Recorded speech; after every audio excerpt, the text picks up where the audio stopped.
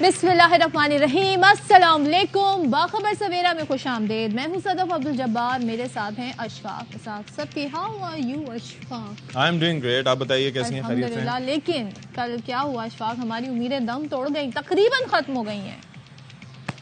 World cup की बात हो रही है, उफ, ना वो मिरेकल कोई हुआ ना बारिश हुई। कौन हमें बता रहा था कि जी 85% चांसेस हैं। जितनी मिन्नतें हमने श्रीलंकन प्लेयर्स की इतनी अगर तमिल टाइगर्स की कर लेते तो शायद कुछ असर होता। लेकिन बात यह है कि श्रीलंकन से वो ना हो सका जिसकी हमें तवक्को थी। भाई उन्होंने पाकिस्तान के अगेंस्ट जब 300 ऑड स्कोर किया था, जो हमने चेज भी कर लिया था, तो मैं ये सोच रहा था कि कम से कम 350 रन स्कोर तो करें। अगर वो कर लेते, 300 भी कर लेते, तो जो मैच का प्रेशर था, आप ये देखें 5 विकेटें फिर भी न्यूजीलैंड की गिर गई। मार्जिन से न्यूजीलैंड जीता है। लेकिन क्या उम्मीद अभी भी कोई नहीं बाकी, कोई नहीं बाकी। 287 रन से हरा देना पाकिस्तान, या फिर अगर उन्होंने पहले बैटिंग कर ली तो हमें 3 ओवर में 2 ओवर में चेज करना होगा। 12 बॉलों पे भले वो 150 बनाए 200 बनाए, आपने चेज करना है। कैसे करेंगे? 287 रन से हरा दें। कैसे हराएं? पहले बैटिंग करें ना। और कितने बनाए? मतलब बनाए 400 350 के करीब, और 287 से हराएं। नहीं तो एक ये है कि 50 रन तक महदूद करें। अच्छा मेरी बात है, 350 अगर बनाते हैं लेट्स से, तो 350 बनाते हैं तो टोटल 60 रन 70 रन बनते हैं। ये वाली मैथ नहीं पता, लेकिन मुझे बस 287 का नंबर पता है कि 287 से हराना है हर हाल में। दैट इज लाइक, तो जब बात यहाँ तक पहुंच गई, इससे अच्छा नहीं था कि हम बांग्लादेश के खिलाफ चेज करते हुए थोड़ा सा पहले कर लेते? हम अफगानिस्तान के खिलाफ क्यों हारे? That is the key. हम साउथ अफ्रीका के खिलाफ क्यों हारे? नहीं, वो तो ऐसी जीत थी। हम इंडिया के खिलाफ क्यों हारे? 150 पे 2 आउट थे, तो हमारी पूरी टीम 190 पे क्यों आउट हो गई? There are so many questions जिनके हमें, और इतने बड़े इवेंट में फखर जमान को शुरू में मैचेस में क्यों नहीं खिलाया गया? जी यस, ये बड़ा एक बिग क्वेश्चन है। चले जी, बहुत सारे मामलात हैं जिन्हें डिस्कस करेंगे, लेकिन सबसे पहले क्या शामिल करते हैं अगर मगर के बाद क्या अब घर का सफर है। पाकिस्तान का सेमीफाइनल का सफर मिशन इम्पॉसिबल बन गया। न्यूजीलैंड से श्रीलंका की हार ने पाकिस्तान को वर्ल्ड कप से तकरीबन बाहर कर दिया। अब शाहीनों को सेमीफाइनल में जाने के लिए इंग्लैंड को 287 रन से हराना होगा। गजा वालों को किस बात की सजा दी जा रही है? इसराइली फौज ने मगरबी किनारे पर भी हमले तेज कर दिए। इसराइल रोजाना 4 घंटे हमले न करने पर तैयार। अमरीका की यकीन दहानी, वक्फा शिमाली गजा से फलस्तीनियों के इनखला के लिए किया गया है। इंतखाबी हवाएं चल पड़ी, सियासी मौसम बदल गया, राब्तों का सिलसिला तेज, सियासी एड्रेस भी बदल रहे हैं। गुलाम सरवर खान इस्तेहकाम पाकिस्तान पार्टी में शामिल हो गए। जहांगीर तरीन कहते हैं पुरानी बातें भूलेंगे, आगे की तरफ देखेंगे। और मुल्क के बालाई और पहाड़ी इलाकों में मौसम की अंगड़ाई, सर्दी दौड़ी चली आई। इस्लामाबाद में बारिश और जालाबारी, वादी स्वात में पहाड़ों पर बर्फबारी, सयाह दिलकश मनाजिर से लुत्फानंदोज होने पहुंच गए। तो वो मैच जिसका सबको इंतजार था वो कल हो गया। क्रिकेट में यानी कि न्यूजीलैंड और श्रीलंका, और हमने बड़ी उम्मीदें वाबस्ता कर रखी थी श्रीलंकन से, लेकिन नहीं हो सका, वो नहीं जीत सके। और फिर न्यूजीलैंड जीत। हमारी उम्मीदें बेसिकली थी बारिश से थी पहले, लेकिन फिर न्यूजीलैंड से थी। अच्छा, और पता है क्या, एक तो हमें पता नहीं होता ना, मैं अपनी गलती इस मामले में तुम्हें तस्लीम करता हूँ कि भाई मैंने कहा बारिश हो जाए, वो न्यूजीलैंड में बारिश हो गई। वो बारिश होनी थी भारत में, आपको बड़ी स्पेसिफिक होके दुआ करनी थी कि किस जगह बारिश हो। वो स्पेसिफिक होके वाकई दुआ करना बहुत जरूरी है, क्योंकि हमने बारिश की दुआ की, वो न्यूजीलैंड में हो गई, बजाय इसके कि वो इंडिया में होती और फिर मतलब मैच जो है। लेकिन प्रेडिक्शन तो बताती थी। मैंने सुबह सवेरे 8 बजे तक देखा था कल 45% चांस। मैं जब 45 रह गया तो समझे ना ही हो गई, तो बढ़ भी सकता था। नहीं, क्या कर सकते हैं, बहरहाल नहीं हुआ। चलें जी, मैच हो गया है। और आपको बता दें जी कि जो न्यूजीलैंड वाले, उन्होंने क्या कहना चाहिए श्रीलंका को, जो उनका तो खैर पत्ता साफ हो गया श्रीलंका वालों का। मैं तो सोच रहा था एंजेलो मैथ्यूज बहुत गुस्से में होंगे और आज वो सारा बदला बांग्लादेश का इनसे लेंगे, लेकिन ऐसा ना हुआ।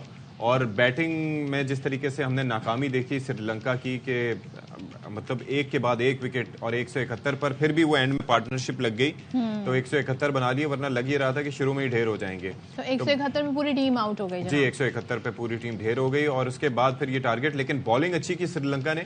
आप ये अंदाजा कीजिए कि अगर 250 या 300 रन होते तो मुझे ख्याल था इस विकेट पे कामयाबी मिल सकती थी श्रीलंका को, क्योंकि 5 विकेटें उन्होंने न्यूजीलैंड की गिरा ली थी 170-72 पे। और रचिन रविंद्रा से लेके जो प्लेयर्स वैसे चल रहे थे नॉर्मली, केन विलियमसन एटसेट्रा, वो उस तरीके से परफॉर्म नहीं कर पाए। चलें, हम स्पोर्ट्समैन स्पिरिट का मुजाहरा करते हुए आपको न्यूजीलैंड की बैटिंग दिखाते हैं। क्या याद करेंगे आप?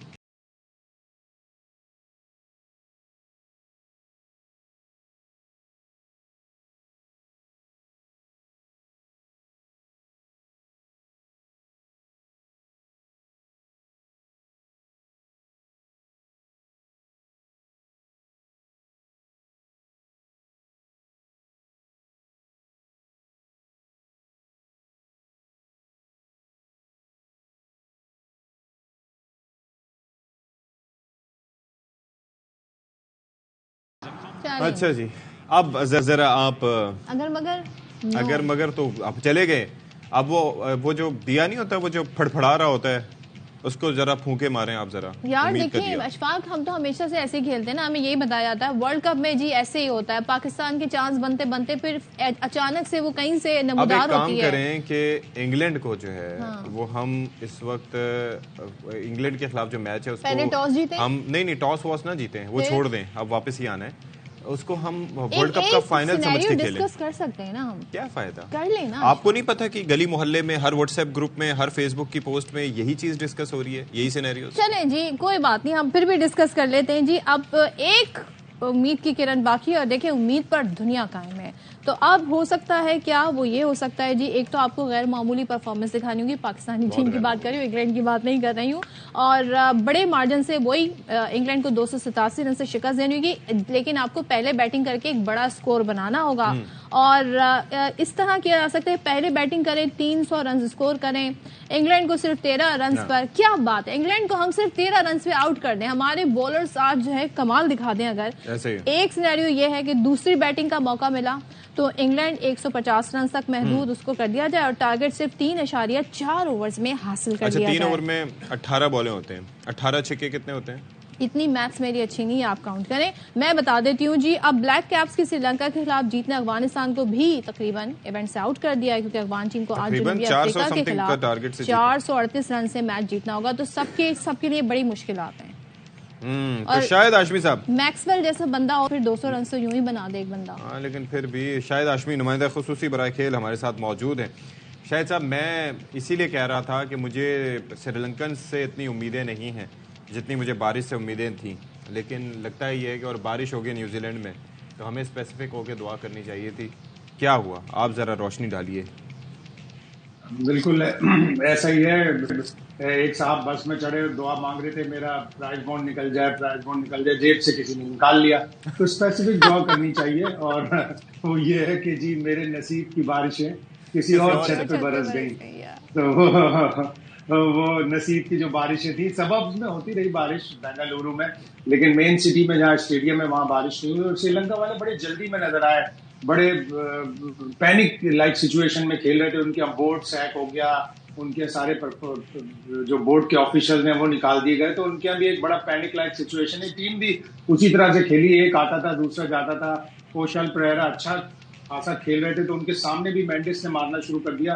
اور مینڈس جب سے کپتان بنے انہوں نے بڑی عجیب و غریب بھی بیٹنگ کی ہے. تو پوری سری لنکن ٹیم اتنی جلدی آؤٹ ہو گئی کہ نیوزی لینڈ کو کوئی فائٹ بھی نہیں کرنی پڑی. ہاں یہی اسکور اگر 40-45 اوور میں اتنا اسکور ہوتا تو نیوزی لینڈ کا اتنا بڑا نہیں ہوتا. یہ جو مجھے ایک بات, اور ہم نے بھی اپنے بنگلہ دیش والے میچ میں 5-8 اوور میں نے کل ویسٹ انڈینز کو بہت مس کیا, انہیں یاد کیا, کاش وہ کوالیفائی کر لیتے, ہو سکتا ہے وہ کچھ بہتر پرفارم کر دیتے. کیوں شاید صاحب؟ نہیں, ویسٹ انڈیز کی کرکٹ بھی 2-4 پرابلمس ہیں, بڑے ان کے بڑے اپنے پرابلمس ہیں. اب وہ چیمپئنز ٹرافی سے بھی باہر ہو جائیں گے, اور یہ ایک طرح سے ناانصافی ہے کہ ٹورنامنٹ سے بہت پہلے 1-1.5 سال پہلے آپ کو یہ اناؤنس کر دینا چاہیے تھا کہ چیمپئنز ٹرافی کا یہ کوالیفیکیشن پروسیس ہوگا. بیچ ورلڈ کپ میں ایک اسٹوری آئی اور اس نے بتایا, بہت سے لوگ تو اس سے ناواقف تھے. انگلینڈ کے کوچ ناواقف تھے, ہالینڈ کے کوچ ناواقف تھے, افغانستان کے کوچ ناواقف تھے. تو ان کے لیے ایک طرح سے زیادتی ہے کہ انہیں اگر ٹورنامنٹ سے پہلے پتا ہوتا, آلدو کہ افغانستان تو کوالیفائی کر جائے گا, لیکن England, Netherland, West Indies, Zimbabwe, ان لوگوں کے ساتھ پرابلم ہوگا. تو پہلے اگر اناؤنس ہوتا تو اچھا ہوتا. لیکن اوور آل پاکستان کی کیمپین بڑی رولر کوسٹر رائڈ ہوتی ہے. پہلے 2 میچ جیتے, پھر 4 میچ ہار گئے. ان 4 میچوں میں بھی 2 میچ پاکستان جیت سکتا تھا, اسپیشلی آسٹریلیا والا اور ساؤتھ افریقہ والا.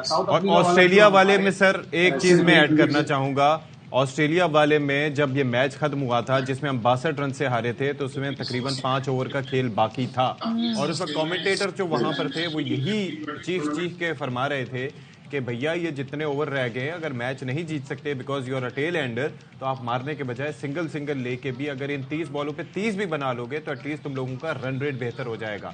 But match awareness, game awareness شاید ایک الگ چیز ہے جس کا ہمیں کچھ ادراک ہی نہیں ہوتا.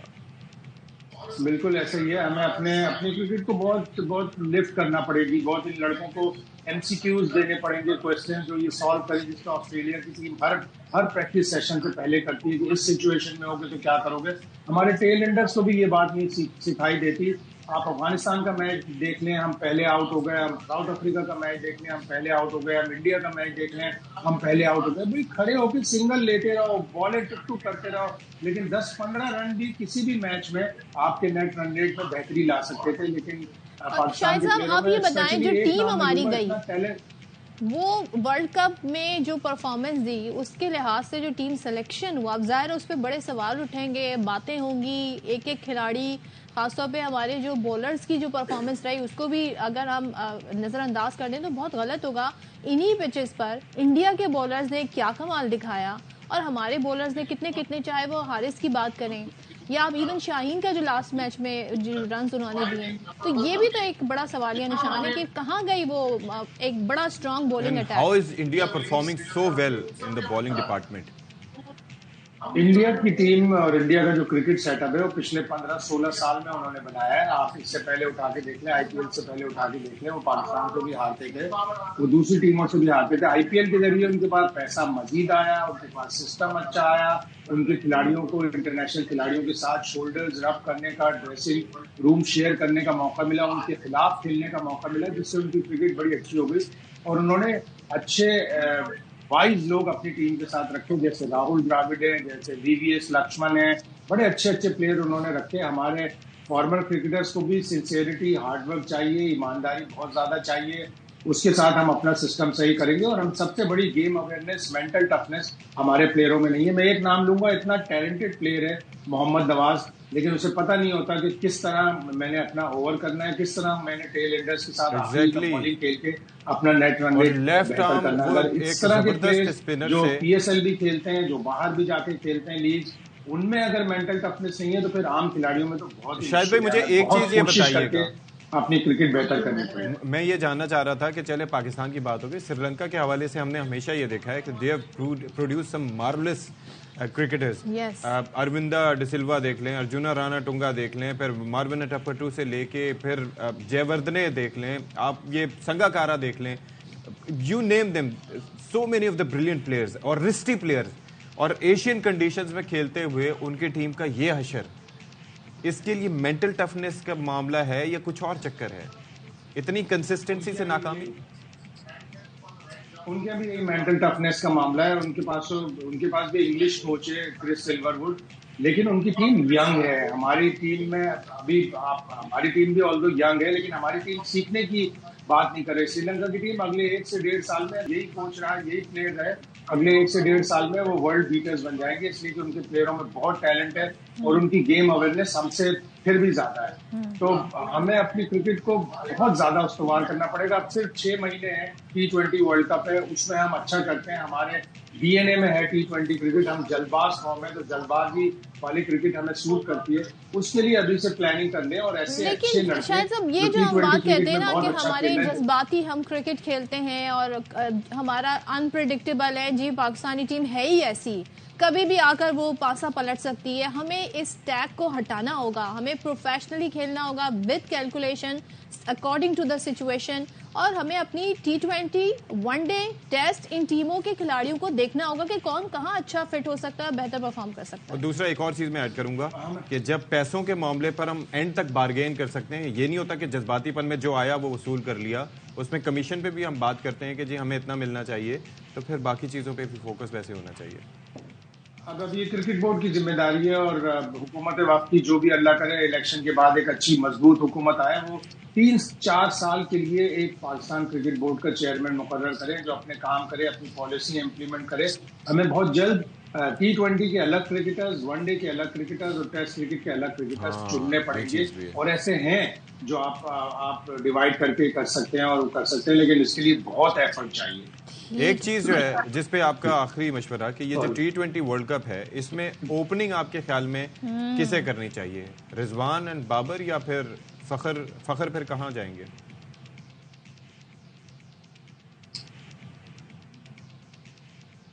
आई थिंक शाहिद साहब को हमारी आवाज़ नहीं पहुंची. Thank you so much Shahid Hashmi साहब, इंडिया से हमारे साथ थे. और ज़ाहिर देखते हैं अभी T20 के लिए अभी तो बहुत कुछ होगा, टीम को आने दें, प्रेस कॉन्फ्रेंस होगी, तज्ज़िया हो गया. वो आगे की नहीं सोच रहे, हम तो सोच रहे. देखें हमने कितनी जल्दी मूव ऑन कर लिया जी. क्या करें जी, अब हमारी उम्मीद है T20 वर्ल्ड कप से वाबस्ता हो गई हैं.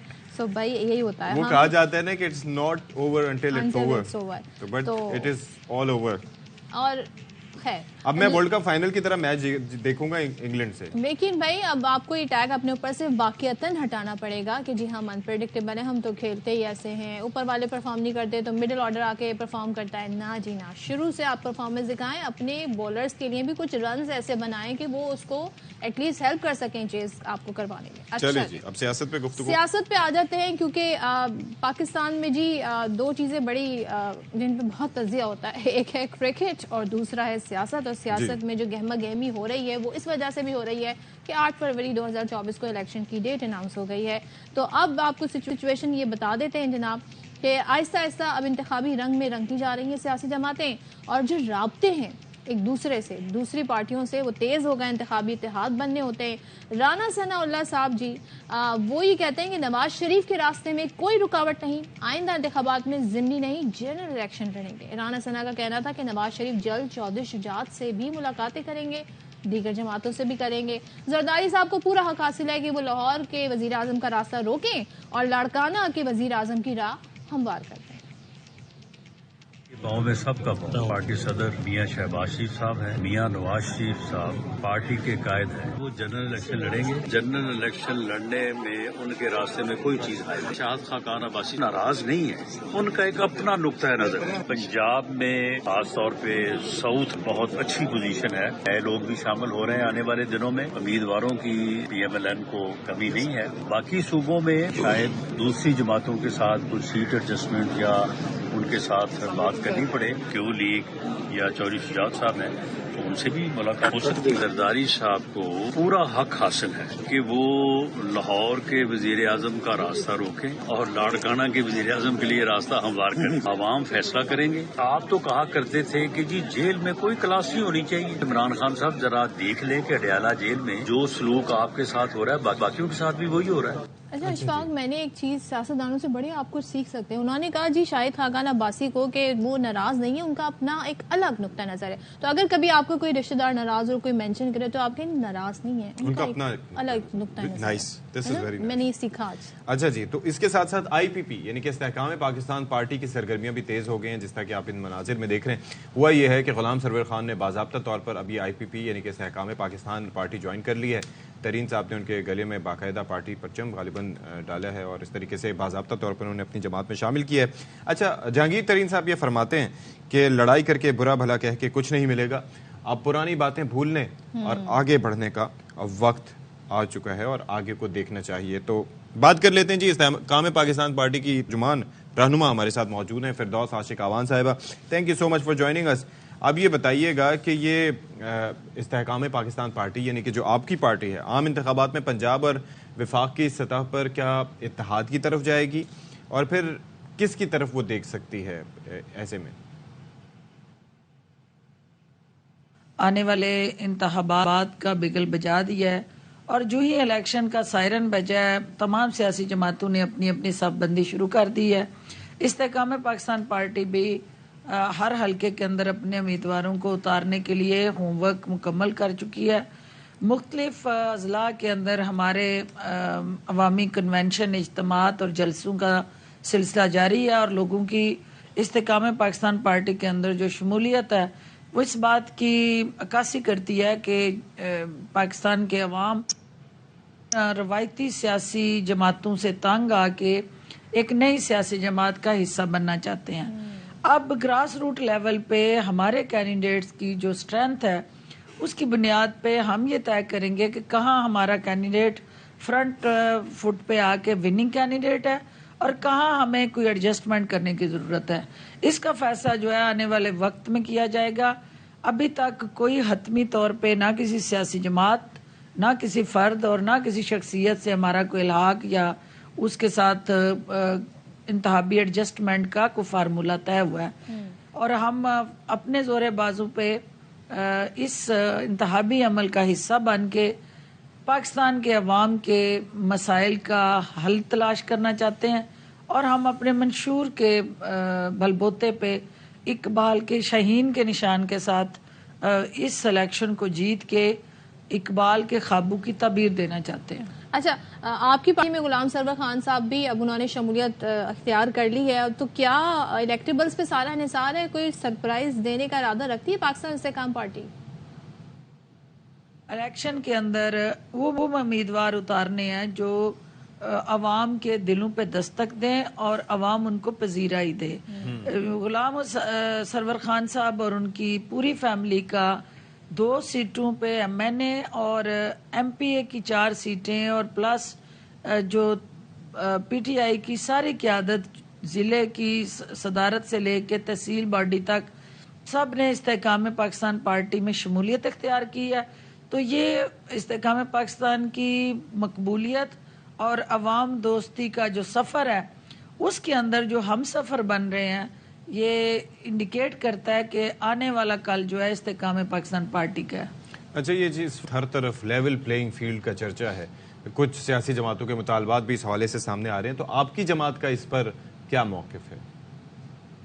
ہم اپنے زور بازو پہ بلیو کرتے ہیں اور ہمیں اپنے عوام کی طاقت پہ یقین ہے، اور ہمیں پتہ ہے کہ جب عوام جو ہیں وہ کسی جماعت کے پیچھے کھڑے ہو جائیں تو پھر لیول پلینگ فیلڈ ہو یا نہ ہو وہ اپنی منزل حاصل کر لیتی ہے۔ تو ہماری اس وقت جو ہے وہ بھرپور طاقت کا انحصار جو ہے وہ ہماری عوام ہے، اور ہم ان عوام دوست پالیسیز اور منشور کے ذریعے ان کے دلوں پہ دستک دینے جا رہے ہیں۔ ٹھیک ہے، تھینک یو سو مچ فردوس گمان صاحبہ۔ کہتی ہیں ہماری پوری تیاری ہے، ہوم ورک ہمارا کمپلیٹ ہے، لیٹس سی کیا اور اپنے زور بازو پہ ایسی کوئی بات نہیں، کیا بات کر دی آپ نے۔ اور اب جب ہم بات کر رہے ہیں جی سیاسی موسم کی، تو پھر جو اصل موسم ہے اس کی بھی بات کر لیتے ہیں۔ تو اشفاق خون کی بڑھتی جا رہی ہے آہستہ آہستہ، بڑی کم، میرے خیال میں برقرار ہے، کل سے برقرار ہے۔ محکمہ موسمیات کچھ گرم کھانے آپ نے ٹرائی کیا؟ نہیں، ابھی تک نہیں۔ مجھے مچھلی کھانے کا سب بڑا فرائیڈ فش کھانے کا ہے نا۔ کل صدف کی طرف سے میری طرف سے کوئی پروگرام نہیں ہے۔ دیکھیں جی، آپ کیا سمجھ رہے ہیں، مطلب اتنا مہنگائی کا دور ہے، میں ابھی تو پرائس پتہ کرنے، کیا مطلب آپ لوگ سارا خرچے والی چیزیں میری طرف ڈال دیتے ہیں، کیک میں لے کر آؤں، مچھلی میں لے کر آؤں، آپ نے پیزا لانا تھا، کہاں گیا وہ پیزا؟ ہم پہلے ہم ڈفرینٹلی سوچتے ہیں، ہم پہلے میٹھا کھاتے ہیں پھر نمکین۔ میں ڈفرینٹلی سوچتی ہوں، آپ کے سوچنے سے فرق نہیں پڑتا۔ ایپیٹائزر ہمارے میٹھے ہوتے ہیں۔ چلیں جی، میں جی بات کر رہی ہوں کہ ملک کے جو بالائی اور پہاڑی علاقے ہیں وہاں پہ ظاہر ہے سردی زیادہ ہوتی ہے، تو بارش کا موسم وہاں پر ہم دیکھ رہے ہیں ان ہے اس وقت، اور برف باری کے ساتھ ساتھ جی اب جب بارش انٹری دے دے تو پھر تو وہ بارش نہیں رہتی، وہ تو پھر اولے اور پتہ نہیں کیا کیا برسنے شروع ہو جاتے ہیں۔ تو وفاقی دارالحکومت اسلام آباد میں لیکن طوفانی بارش ہوئی، جس کی فوٹیجز ہم دیکھ رہے تھے سوشل میڈیا پر لوگوں نے، یہ وہ اولے ہیں، یہ ہے آپ وہ دیکھ سکتے ہیں جی۔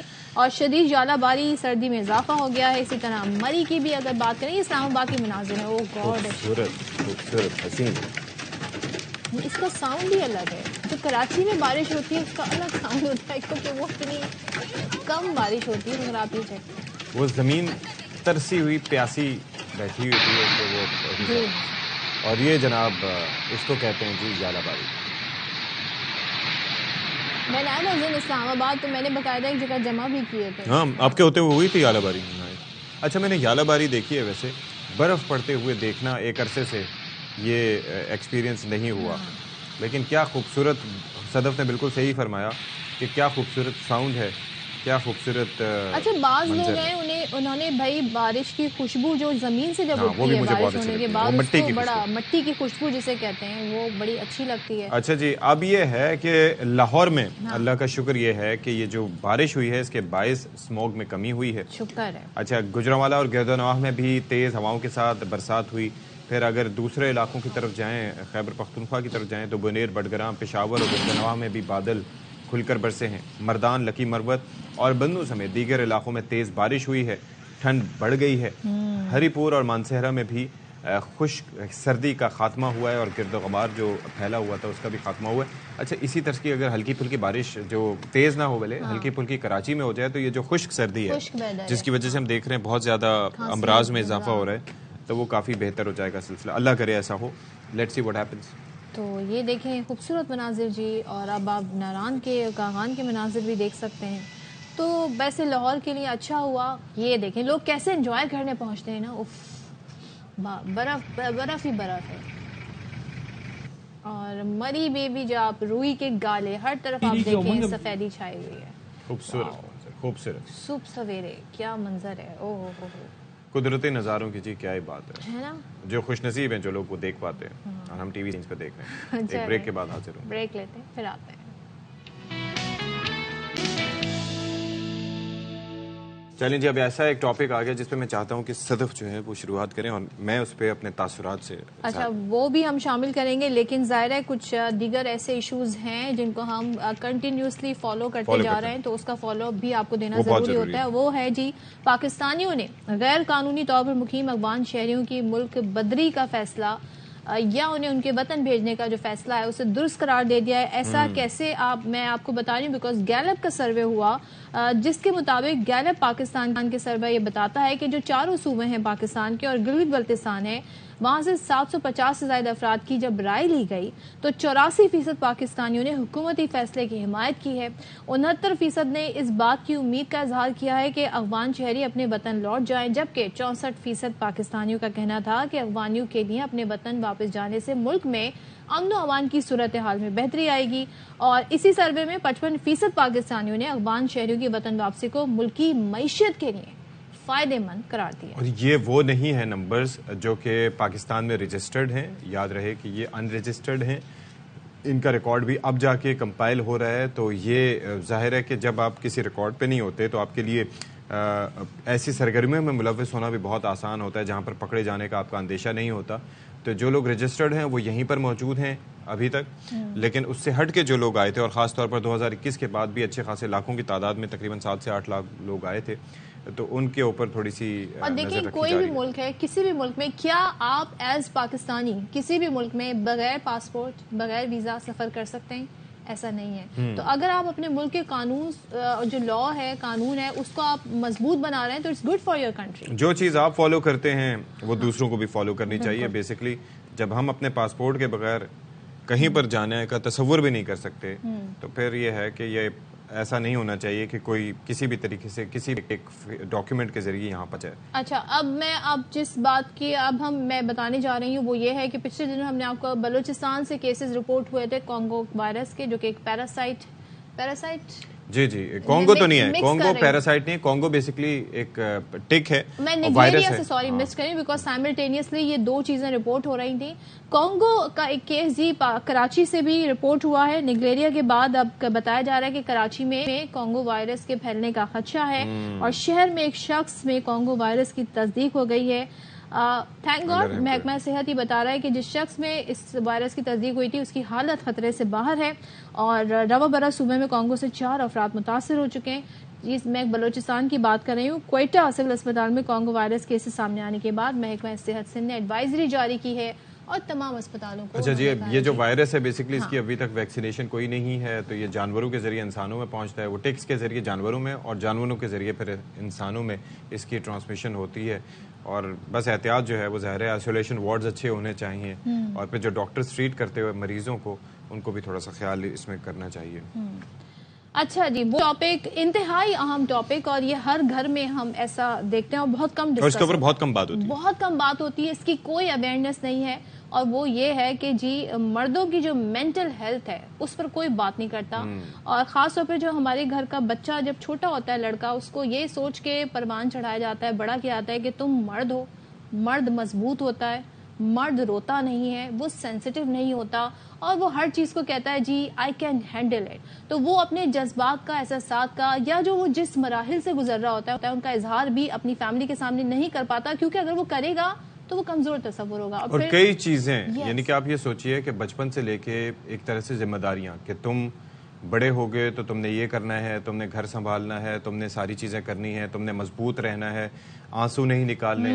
آپ کو پتا ہے کتنا تھیراپیوٹک ہوتا ہے اگر آپ کسی وجہ سے اپنے آنسو بہاتے ہیں اور آپ کا اسٹریس ریلیز ہوتا ہے. لیکن وہ آنسو آپ نے دنیا کو نہیں دکھانے. کوئی دیکھے گا تو کیا کہے گا، کوئی دیکھے گا تمہیں کمزور تصور کرے گا, تم نے اپنی پریشانی کسی سے شیئر نہیں کرنی کیونکہ لوگ مذاق اڑاتے ہیں. ایسے میں پھر فیملی ممبرز بھی آپ کو جج کرتے ہیں, یعنی کہ وہ مرد پہلے اس کو ہوگا کہ جی تم نے گریڈز اچھے لینے ہیں, وہاں پر سے لے کے یہ سلسلہ پھر شادی کے بعد الگ طرح کا دباؤ, پھر وہ مینیج کرنا, یعنی کہ ایک برج کا کردار ادا کرنا اپنی والدہ اور اپنی بیوی کے درمیان, وہ بھی ایک سٹریسفل ایک عمل ہوتا ہے. جو اچھے گھرانے ہوتے ہیں جہاں پر یہ سلسلہ بڑا ایک فلالیس ہوتا ہے وہ بھی ہیں, لیکن زیادہ تر ہم یہ دیکھتے ہیں کہ وہ ایک طریقے سے ایک گھن چکر ہی بیچارہ. اور سارے جو گھر کے افراد ہوتے ہیں باشمول اہلیہ, گھر میں والدہ ہیں یا بچے, سب جی ایک ہی شخص کی طرف دیکھ رہے ہوتے ہیں, وہ ہوتا ہے گھر کا سربراہ, باپ, بڑا بھائی یا بیٹا. لیکن وہ کس کی طرف دیکھے یہ بڑا سوال ہے, اور کیا وہ اپنی ان احساسات کا اظہار کسی سے کر سکتا ہے؟ کرنا چاہیے, جیسے اشفاق نے کہا یہ سب بڑا تھراپیوٹک ہوتا ہے. ورنہ depression is the real thing. جو پاکستان کی اگر بات کریں تو عالمی ادارہ صحت یہ کہتا ہے کہ ہر سال 13 سے 14 ہزار افراد پاکستان میں خودکشی کرتے ہیں, اور مردوں میں خودکشی کی شرح جو ہے وہ 13% ہے, جبکہ خواتین میں 4% ہے. تو اس سے یہ اندازہ ہوتا ہے خودکشی ویسے بھی حرام ہے, لیکن آپ یہ سوچئے کہ یہ وہ تعداد ہے جو کر چکے ہوتے ہیں, جو ناکام کوشش کرتے ہیں یا کوشش کرتے کامیاب نہیں ہوتی, وہ تو لاکھوں میں ان کی تعداد ہے. تو اس پر گفتگو کے لیے ہمارے ساتھ موجود ہے ماہر نفسیات ملیحہ ناز صاحبہ. Thank so much for joining اس ملیحہ. یہ مجھے یہ بتائیے کہ کچھ چیزوں کا جس طرح سے ہم نے تذکرہ کیا, کیا اگر مجھے کوئی پریشانی ہے, کوئی فکر ہے, کوئی سٹریس ہے, تو کیا میں اس کا اظہار نہیں کر سکتا؟ کیا میں آنسو نہیں بہا سکتا؟ کیا میرے لیے پریشان دکھنا ایک بہت بڑی ایسی چیز ہے جو ناقابل معافی جرم ہے؟ جی دیکھیں, اس میں دو چیزیں ہیں. ایک تو یہ کہ ایک انسان ہونے کے ناطے ہر طرح کے بیماری آ جانا, ہر طرح کے ایموشنز ایکسپیرینس کرنا, غصہ آنا, اداس ہو جانا, گریف, لاس, ہر طرح کے ایموشنل ایکسپیرینسز وہ ہیومن ایکسپیرینسز ہیں. ٹھیک ہے, تو جب آپ مرد ہیں یا عورت ہیں, it doesn't make any difference. Human experiences ہیں تو وہ آپ ایکسپیرینس بھی کریں گے, اس لیے اس میں کوئی ایسی بات نہیں ہے. لیکن پھر آ جاتا ہے کہ ہماری سوسائٹی میں, اور دوسرا میں یہ بھی کہنا چاہوں گی کہ یہ صرف کسی ایک ایتھنیسٹی, کسی ایک نیشنلٹی یا کسی ایک ایج کے مرد تک یہ بات محیط نہیں ہے, بلکہ اٹس اے یونیورسل فینومینن کہ مرد جو ہیں وہ اس اسٹگما کا شکار ہوتے ہیں کہ جب وہ کسی بھی ایموشنل پریشر یا کسی ایموشنل ڈیفیکلٹی کا شکار ہوتے ہیں تو وہ اپنی پریشانی شیئر نہیں کرتے. ایگزیکٹلی وہی بات کہ ہمارے, کیا انہیں خود احساس ہوتا ہے کہ ہم اس وقت ڈپریشن میں اس وجہ سے ہیں؟ پہلے تو آپ کو ادراک ہونا ضروری ہے, پھر آپ کسی سے. سیلف اویئرنیس جو ہوتی ہے وہ بالکل پرائمری چیز ہوتی ہے, لیکن اس میں یہی چیز ہے کہ ان کو بہت دفعہ ادراک نہیں ہوتا. ٹھیک ہے, اور کنڈیشن, تو اس کے علاوہ وہ دے جسٹ وہ اپنے ایموشنز کو باٹل اپ کرتے رہتے ہیں.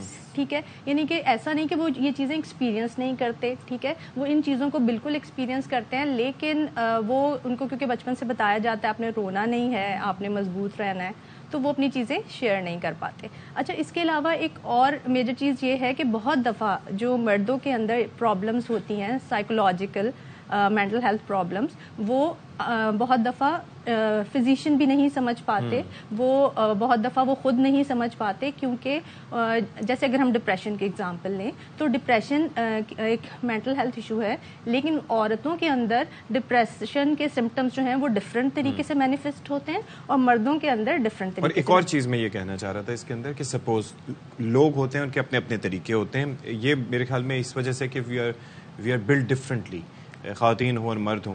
مثال کے طور پر خواتین موسٹلی یہ ہوتا ہے کہ اگر کوئی پریشانی ہو تو وہ شیئر کر کے اپنی بات کہہ کے اسٹریس ریلیز کر لیتے ہیں.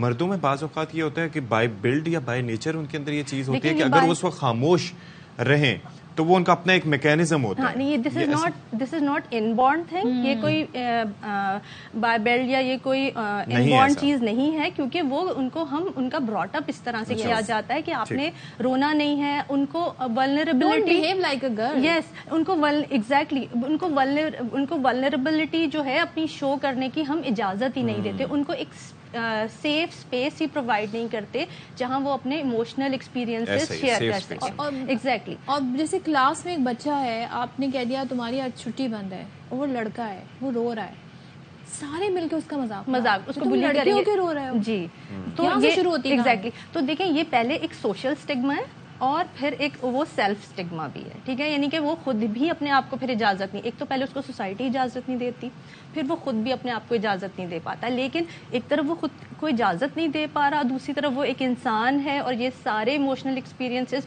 ہر انسان کے لیے وہ بنایا گیا ہے کہ وہ یہ ساری چیزیں گو تھرو کر سکتا ہے, ٹھیک ہے.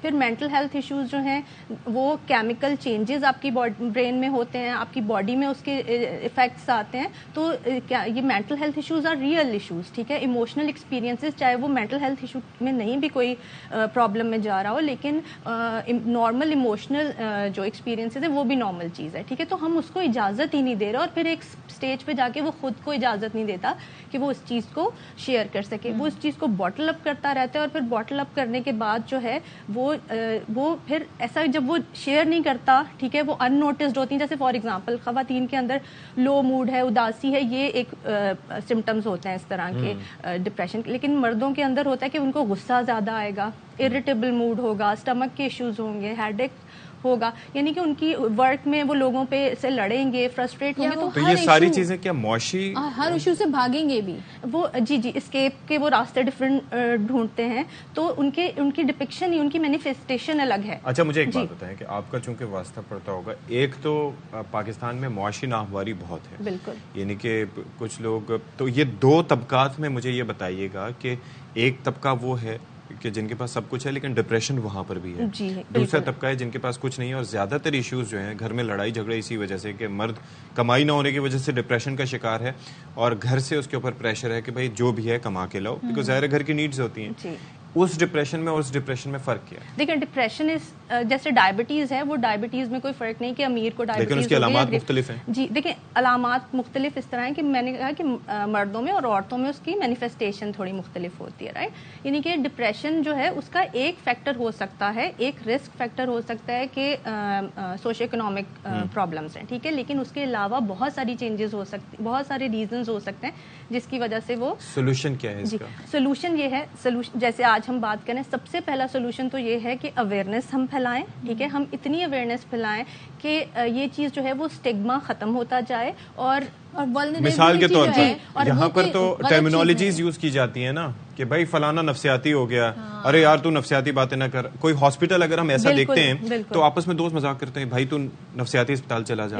یہ میرے خیال میں, کیونکہ دیکھیں ہمارے ہاں ایک جنریشن پرانے وقتوں سے لے کر اب تک ایک ایسا ہمارا ڈیولپ ہو گیا ہے کہ ہم نفسیاتی مسائل کو بیماری نہیں سمجھتے تھے, ٹھیک ہے. اب آہستہ آہستہ جب ہم یہ اویئرنیس پھیلا رہے ہیں, یہ اویئرنیس پھیل رہی ہے کہ نفسیاتی مسئلے بھی بالکل اسی طرح سے بیماری ہیں جیسے بھی کوئی فزیکل یا فزیولوجیکل النس ہوتی ہے. جب ہم یہ اویئرنیس پھیلائیں گے اور جب لوگوں کو یہ بات پتہ چلے گی کہ آپ کے یہ ریئل بیماری ہے, یہ کوئی آپ کی لگژری نہیں ہے, اس کا ٹریٹمنٹ موجود ہے, ٹھیک ہے, اور آپ نے بات کنسلٹیشن اور medication, exactly communication is also a big very important thing, ٹھیک ہے. تو اس میں یہ کہ فیملیز بہت امپورٹنٹ رول پلے کر سکتی ہیں, ورک آپ کا جو ورک پلیس ہے وہ بہت امپورٹنٹ رول پلے کر سکتا ہے, کیونکہ جی ٹھیک ہے. جی thank you so much Maliha, thank you so much. I am sure کہ کافی اصل چیز یہی ہے کہ معلومات اس بارے میں ہوں گی, لوگوں کو پتا ہوگا کہ بھئی یہ کوئی ایسا ٹیبو نہیں ہے کہ اس کے اوپر آپ ڈسکشن نہ کر سکیں یا مزاح اس پہ کر سکیں,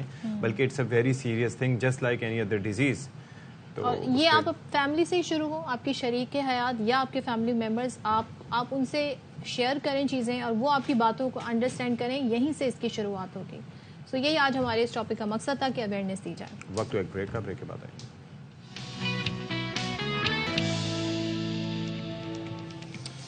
سرزمین غزہ کی بات کریں تو وہاں پر اسرائیلی جارحیت جاری ہے. ایک تھوڑا سا ریلیف اس صورت میں سامنے آیا ہے کہ امریکہ نے جی اسرائیل سے یہ کہا ہے اور اتفاق ہو گیا ہے اسرائیل اور امریکہ کے درمیان کہ جو بمباری کی جا رہی ہے اس میں 4 گھنٹے کا بریک دے دیں. مطلب آپ سوچیں, اس سے اندازہ لگائیں کہ 24 گھنٹے جس طریقے سے بم برسائے جا رہے ہیں, جس طریقے سے ان کے ساتھ سلوک ہو رہا ہے فلسطینیوں کے ساتھ, وہ آپ کے سامنے ہے.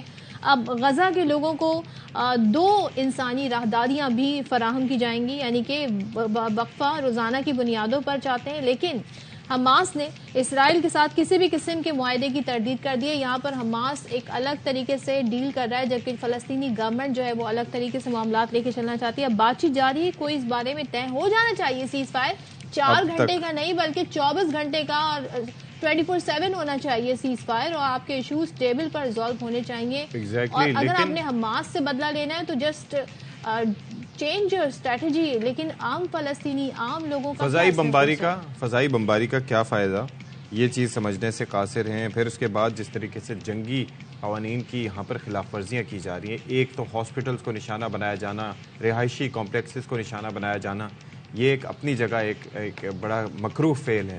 اور دوسرا اس سے ہٹ کے یہ ہے کہ جو جنگ میں کچھ ممنوعہ ہتھیار ہیں جن کا استعمال، جس میں فاسفورس بمز کے حوالے سے کہا جا رہا ہے کہ جو آگ بہت زیادہ بھڑکاتے ہیں، تو افسوسناک مرحلہ ہے. اس پر بات کر لیتے ہیں. ہمارے ساتھ موجود ہیں ڈپلومیٹک فرنٹ کیا ہو رہا ہے، کیا ہونا چاہیے، سابق سفیر اعزاز احمد چودھری صاحب تھوڑا سا اس معاملے پر روشنی ڈالیں گے. اعزاز صاحب، 1 ماہ سے زائد کا عرصہ ہو گیا ہے اور آپ بھی یہ چیز سمجھتے ہیں، ہم بھی یہ دیکھ رہے ہیں کہ جب 70 سے 80% غزہ کی جو عمارتیں ہیں وہ تباہ ہو چکی ہیں، تو ایسے میں لاکھوں کی آبادی میں سے یہ رپورٹ کرنا کہ صرف 10,000 لوگوں کی جان گئی، یہ ظاہر ہے کہ ایک ایسی چیز ہے کہ اس پہ یقین نہیں آتا. تو اب تک کیا ہونا چاہیے تھا اور کیا ہوا، اور اب تک کی جو ڈپلومیٹک انیشیٹیوز لیے گئے آپ کے خیال میں کیا وہ کافی رہے ہیں؟ دنیا تو اس معاملے میں یقیناً میں سمجھتا ہوں ناکام ہو گئی ہے کہ اسرائیل کی طرف سے جو وحشیانہ بمباری ہو رہی ہے، جو ظلم، جو ستم، جو سفاکی ہے، اس کو روکا جا سکے. میرا خیال ہے کہ نہ اقوام متحدہ میں آپ نے دیکھا کوئی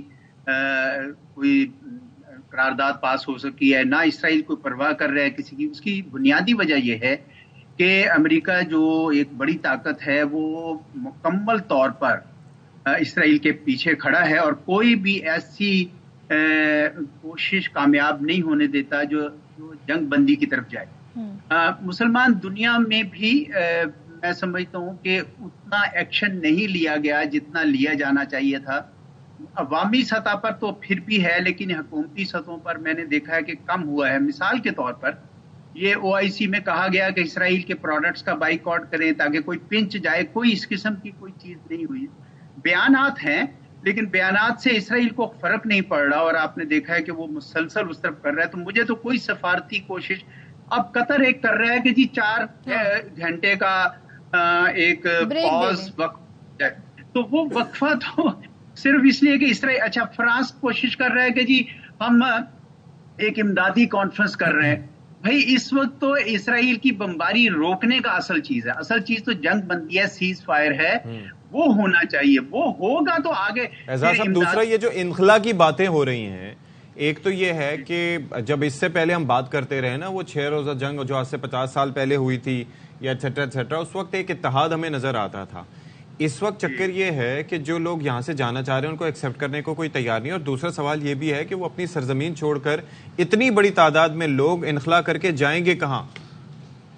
جی ان کی کوشش یہ ہے کہ یہ مصر کی طرف دھکیلیں ان کو اور ان کے سینائے میں، لیکن مصر اس چیز کے لیے تیار نہیں ہے. ان کا مطلب یہ ہے، 2 وجوہات ہیں. ایک تو وہ خود قومی لحاظ سے تیار نہیں ہے، دوسری بات یہ کہ پھر تو جو اسرائیل کا مقصد یہ تھا کہ فلسطین کی ساری زمین یہ ہڑپ کر کے اور فلسطینیوں کو یا تو صفحہ ہستی سے ختم کر دے یا باہر دھکیل دے. تو یہ اس لیے وہاں پہ مصر کی طرف سے بھی، اور درخت دنیا میں کوئی بھی اور نہیں چاہتا کہ فلسطین کو اس طریقے سے ان کی اپنی سرزمین سے اکھاڑ کے کہیں اور بھیج دیا. اعزاز صاحب، ایک اور امپورٹنٹ چیز، اسرائیلی وزیر نے جب ایٹم بم حملے کی دھمکی دی تو اب فلسطینی وزیر خارجہ نے انٹرنیشنل اٹامک انرجی کو خط لکھ دیا ہے جی کہ سرکاری طور پہ اسرائیل نے تسلیم کیا ہے کہ ان کے پاس ایٹمی ہتھیار ہیں. آپ کو لگتا ہے اس سے کوئی فرق پڑے گا اس خط سے؟ دیکھیں بالکل، ایٹمی ہتھیار تو خیر بہت عرصے سے ان کے پاس ہیں، سب کو پتا ہے، انہوں نے صرف اعلان نہیں کیا ہے. لیکن میرا نہیں خیال کہ وہ ایٹمی ہتھیاروں کو چلانے کا سوچ بھی سکتے ہیں. اگر کوئی ایسا کر رہا ہے تو یہ بالکل جسے پاگل پن ہوگا، کیونکہ اس کے بعد تو ایک قیامت گزر جائے گی اور اس کے بعد تو میرے خیال میں خطے کا کوئی ملک ہے جو اس میں انوالو ہوئے بغیر نہیں رہ سکے گا. ہمیں کوشش اور خواہش ہوگی کہ امریکہ کو کہیں کہ اس سے اس راستے پہ جانے سے روکیں، کیونکہ اس کا اسکیل بہت زیادہ بڑھ جائے گا. بہت شکریہ اعزاز احمد چودھری صاحب کو بینگ ود اس. ایک بریک لیتے ہیں جی، بریک کے بعد آئیں گے.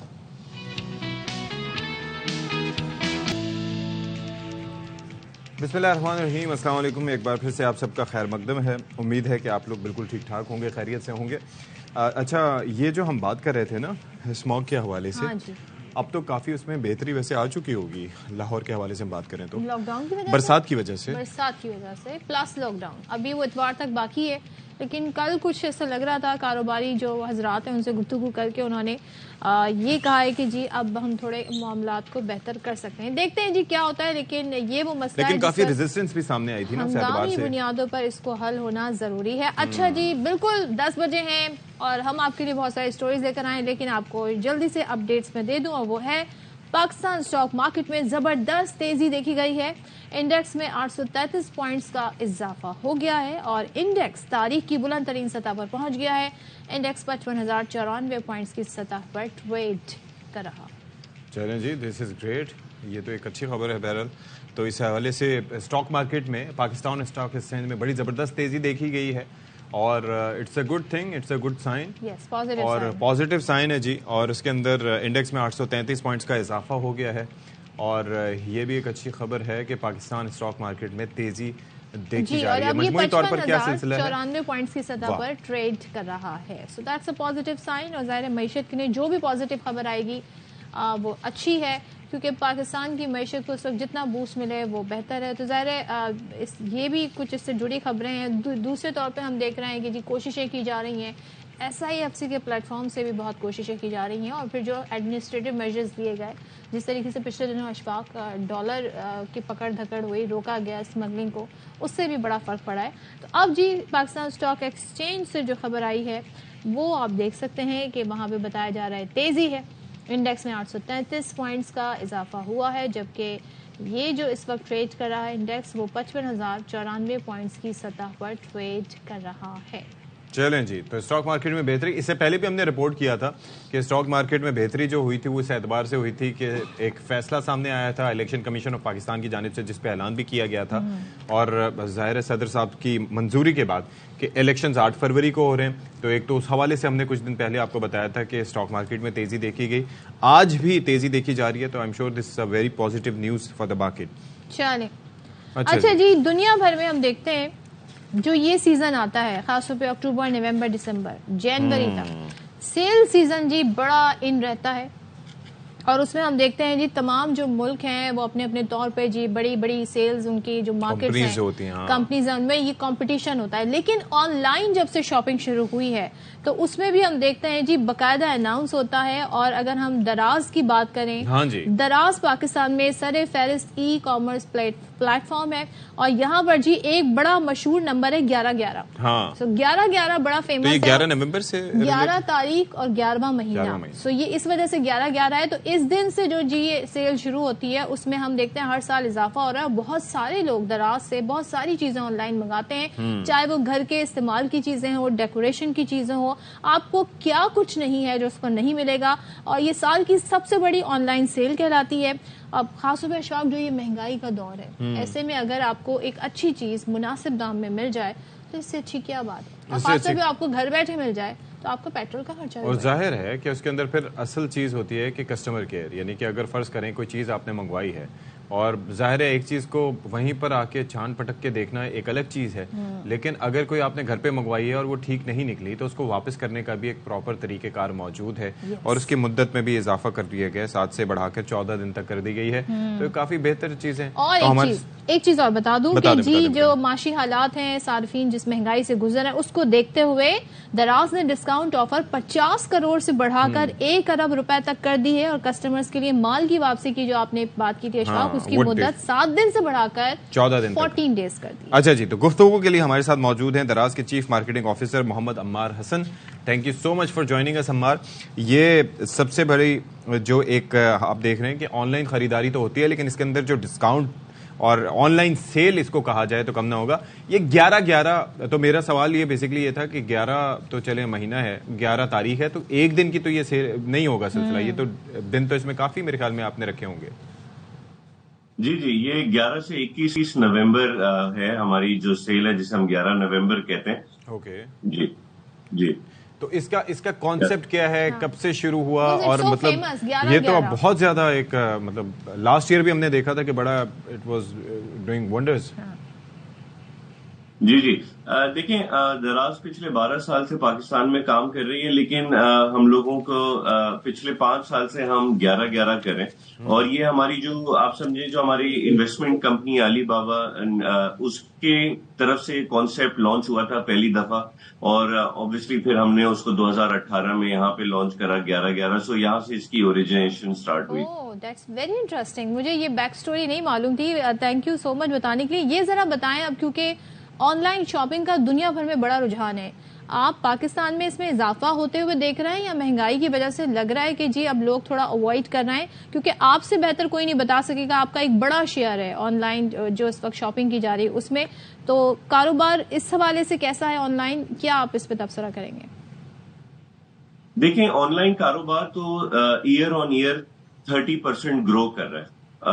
لوگ زیادہ سے زیادہ آن لائن آتے جا رہے ہیں. اس کی وجہ بھی یہ ہے کہ لوگ سستی چیزیں لینا چاہ رہے ہیں. آپ کی باہر اگر دکان ہے تو آپ کا بجلی کا بل، آپ کے لوگوں کی سیلری، یہ سارے اوور ہیڈ کاسٹ اتنے ہوتے ہیں کہ فزیکل جو شاپ ہے اس کے اندر جو سیلر ہے اس کو سامان تھوڑا مہنگا بیچنا پڑتا ہے. جو ڈیجیٹل شاپ ہے وہاں پہ یہ والے اخراجات نہیں ہوتے، تو سامان کی جو مارجن ہوتا ہے وہ سیلر کم قیمت میں بھی بیچ سکتا ہے. اس وجہ سے کسٹمرز زیادہ سے زیادہ آن لائن آ رہے ہیں. لیکن اگر مجموعی طور سے میں آپ کو بتاؤں کہ پاکستان کے اندر جتنا سامان آف لائن کی دنیا میں بکتا ہے اس کا آن لائن کی دنیا میں صرف 2% بکتا ہے. انڈیا میں یہ شرح 7% ہے اور چائنا میں یہ شرح 45% ہے. سو ابھی بھی ہم ان ممالک کے اندر ہیں جہاں انٹرنیٹ پینیٹریشن کی وجہ سے ای کامرس ابھی بڑی ارلی سٹیجز کے اندر ہے. انشاءاللہ فیوچر از لوکنگ ویری. اچھا، حالانکہ ہمارا اب فائدہ اس میں یہ ہے کہ مثال کے طور پر کئی پروڈکٹس میں دیکھتا ہوں جو کہ انٹرنیٹ پر اگر دیکھا جائے تو ان کی پرائسز کم ہوتی ہیں، بیکاز ظاہر ہے کہ ان کے لیے کوئی اسٹوریج نہیں ہے، انہیں کوئی دکان نہیں خریدنی پڑتی، اور پھر جو ہے کہ اتنے زیادہ لوگ اس میں انوالو نہیں ہوتے، تو ڈائریکٹلی آپ تک چیزیں پہنچ جاتی ہیں. لیکن جو ایک بڑا لوگوں کا سوال ہوتا ہے کہ ایک تو کسٹمر کیئر، دوسرا جو پروڈکٹ جو دیکھا جائے وہی بھیجا جائے، کیونکہ اکثر یہ ہے کہ آپ منگواتے کچھ ہیں اور نکلتا کچھ ہے. میں یہ دراز کی بات نہیں کر رہا، جنرلی ایک آن لائن شاپنگ میں ایک وہ صحیح چیزیں ناقص چیزیں بھیج دی جاتی ہیں. آپ لوگ کس طریقے سے انشور کرتے ہیں کہ جو صارف ہے وہ مطمئن ہو؟ کیونکہ صارف مطمئن ہوگا تو پھر وہ دوسرے لوگوں کو بھی راغب کرے گا اس طرف آنے کے لیے. بالکل ایسے ہی ہے جی. دیکھیں کیونکہ آن لائن جب کاروبار سٹارٹ ہوا تو ہر کسی نے اپنی آن لائن شاپ کھول لی، تو اس کی وجہ سے آن لائن کی جو شاپنگ ہے وہ بدنام ہوتی ہے، کیونکہ ہر چھوٹے پلیئرز وہ کسٹمر ایکسپیرینس بنا نہیں پاتے. دراز کہ آپ کو میں اگر بتاؤں تو ہم ہر مہینے 2 کروڑ روپے خرچ کرتے ہیں لوگوں کو ریٹرن اور ریفنڈز میں، کہ اگر آپ کا کوئی سامان غلط آ گیا ہے تو ہم آپ کے گھر سے سامان پک بھی کر لیں گے اور آپ کے پیسے بھی واپس ہو جائیں گے 100% شیورٹی کے ساتھ. 750 روپے سے کم کا آئٹم ہے تو آپ سامان بھی واپس نہ کریں، آپ کے پیسے واپس ہو جائیں گے. پچھلے 2 مہینوں میں ہم نے 8000 سیلرز کو اپنے پلیٹ فارم سے علیحدہ کیا جو کہ ہمارے جو کوالٹی سٹینڈرڈز ہیں اس پہ نہیں آ رہے تھے. تو ہم بڑا کوالٹی کا خیال رکھتے ہیں تاکہ ایونچولی کسٹمر جو ہے سیف اور سیکیور رہے. اچھا، یہ سیلرز جو بننا چاہتے ہیں ان کے لیے بھی بڑا امپورٹنٹ پلیٹ فارم ہے، بیکاز اگر وہ شروع کرنا چاہ رہے ہیں تو ان کو نو ہاؤ نہیں ہے، لیکن دراز انہیں وہ پلیٹ فارم پرووائڈ کرتا ہے. That's very interesting. لیکن ذرا یہ بتائیے گا اب جو آپ کی جو اتنی بڑی سیل ہے 11 سب سے بڑی فروخت بن جاتی ہے اور لوگ بڑا اس کا انتظار کرتے ہیں، کون سے شعبے ہیں جن میں صارفین کو ڈسکاؤنٹ مل رہے ہیں؟ ذرا بتا دیں تاکہ سب کو انتظار ہے ان کو بھی پتا چل جائے. دیکھیں 1 ارب روپے کی سیل ہے تو ہر کیٹیگری کے اندر ہی ڈسکاؤنٹ ہے. ہم دیکھ رہے ہیں کہ عوام جو ہے وہ خرید و فروخت ابھی بھی کرنا چاہ رہی ہے، لیکن اس کی جو سکت ہے پیسوں کی وہ کم ہو گئی ہے. ہم دیکھ رہے ہیں کہ 1.5 ٹن کے اے سی کی کیٹیگری کی ڈیمانڈ 1 ٹن میں چلی گئی ہے.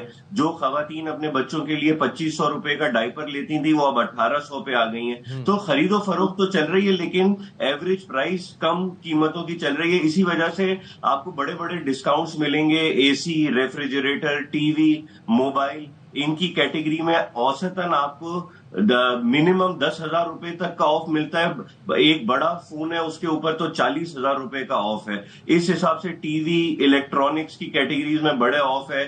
ہوم اینڈ ڈیکور، فرنیچر، آپ کو پتا ہے شادی سیزن آتا ہے تو دراز کے اوپر فرنیچر کیٹیگری کی جو ٹرینڈز ہیں وہ اوپر چلے جاتے ہیں.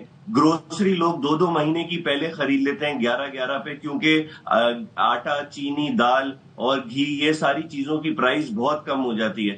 تو یہ سارے کچھ امپورٹنٹ کیٹیگریز ہیں جو پروموٹ. ہمیں یہ بتائیے گا کہ ظاہر ہے کہ جس طریقے سے یہاں پر بھی آپ اس حوالے سے بات کر رہے ہیں، اور میں ایک چیز کہتا ہوں کہ انسان کو اپنا فائدہ، آج کل تو دوست آپس میں ملاقات کرتے ہیں تو پہلے یہ دیکھتے ہیں کہ بھائی پیٹرول کتنا لگے گا، یا کہیں کھانا کھانے جاتے ہیں اس اعتبار سے کہ بھائی اتنے کا پیٹرول لگ جائے گا، لوگ پول ان کرتے ہیں. پھر کہیں پر جانا، پارکنگ ڈھونڈنا، گاڑی پارک کرنا یا بائک پارک کرنا، اور اس کے بعد پھر جا کے کوئی چیز خریدنا، یہ بڑا ایک دشوار کام ہے.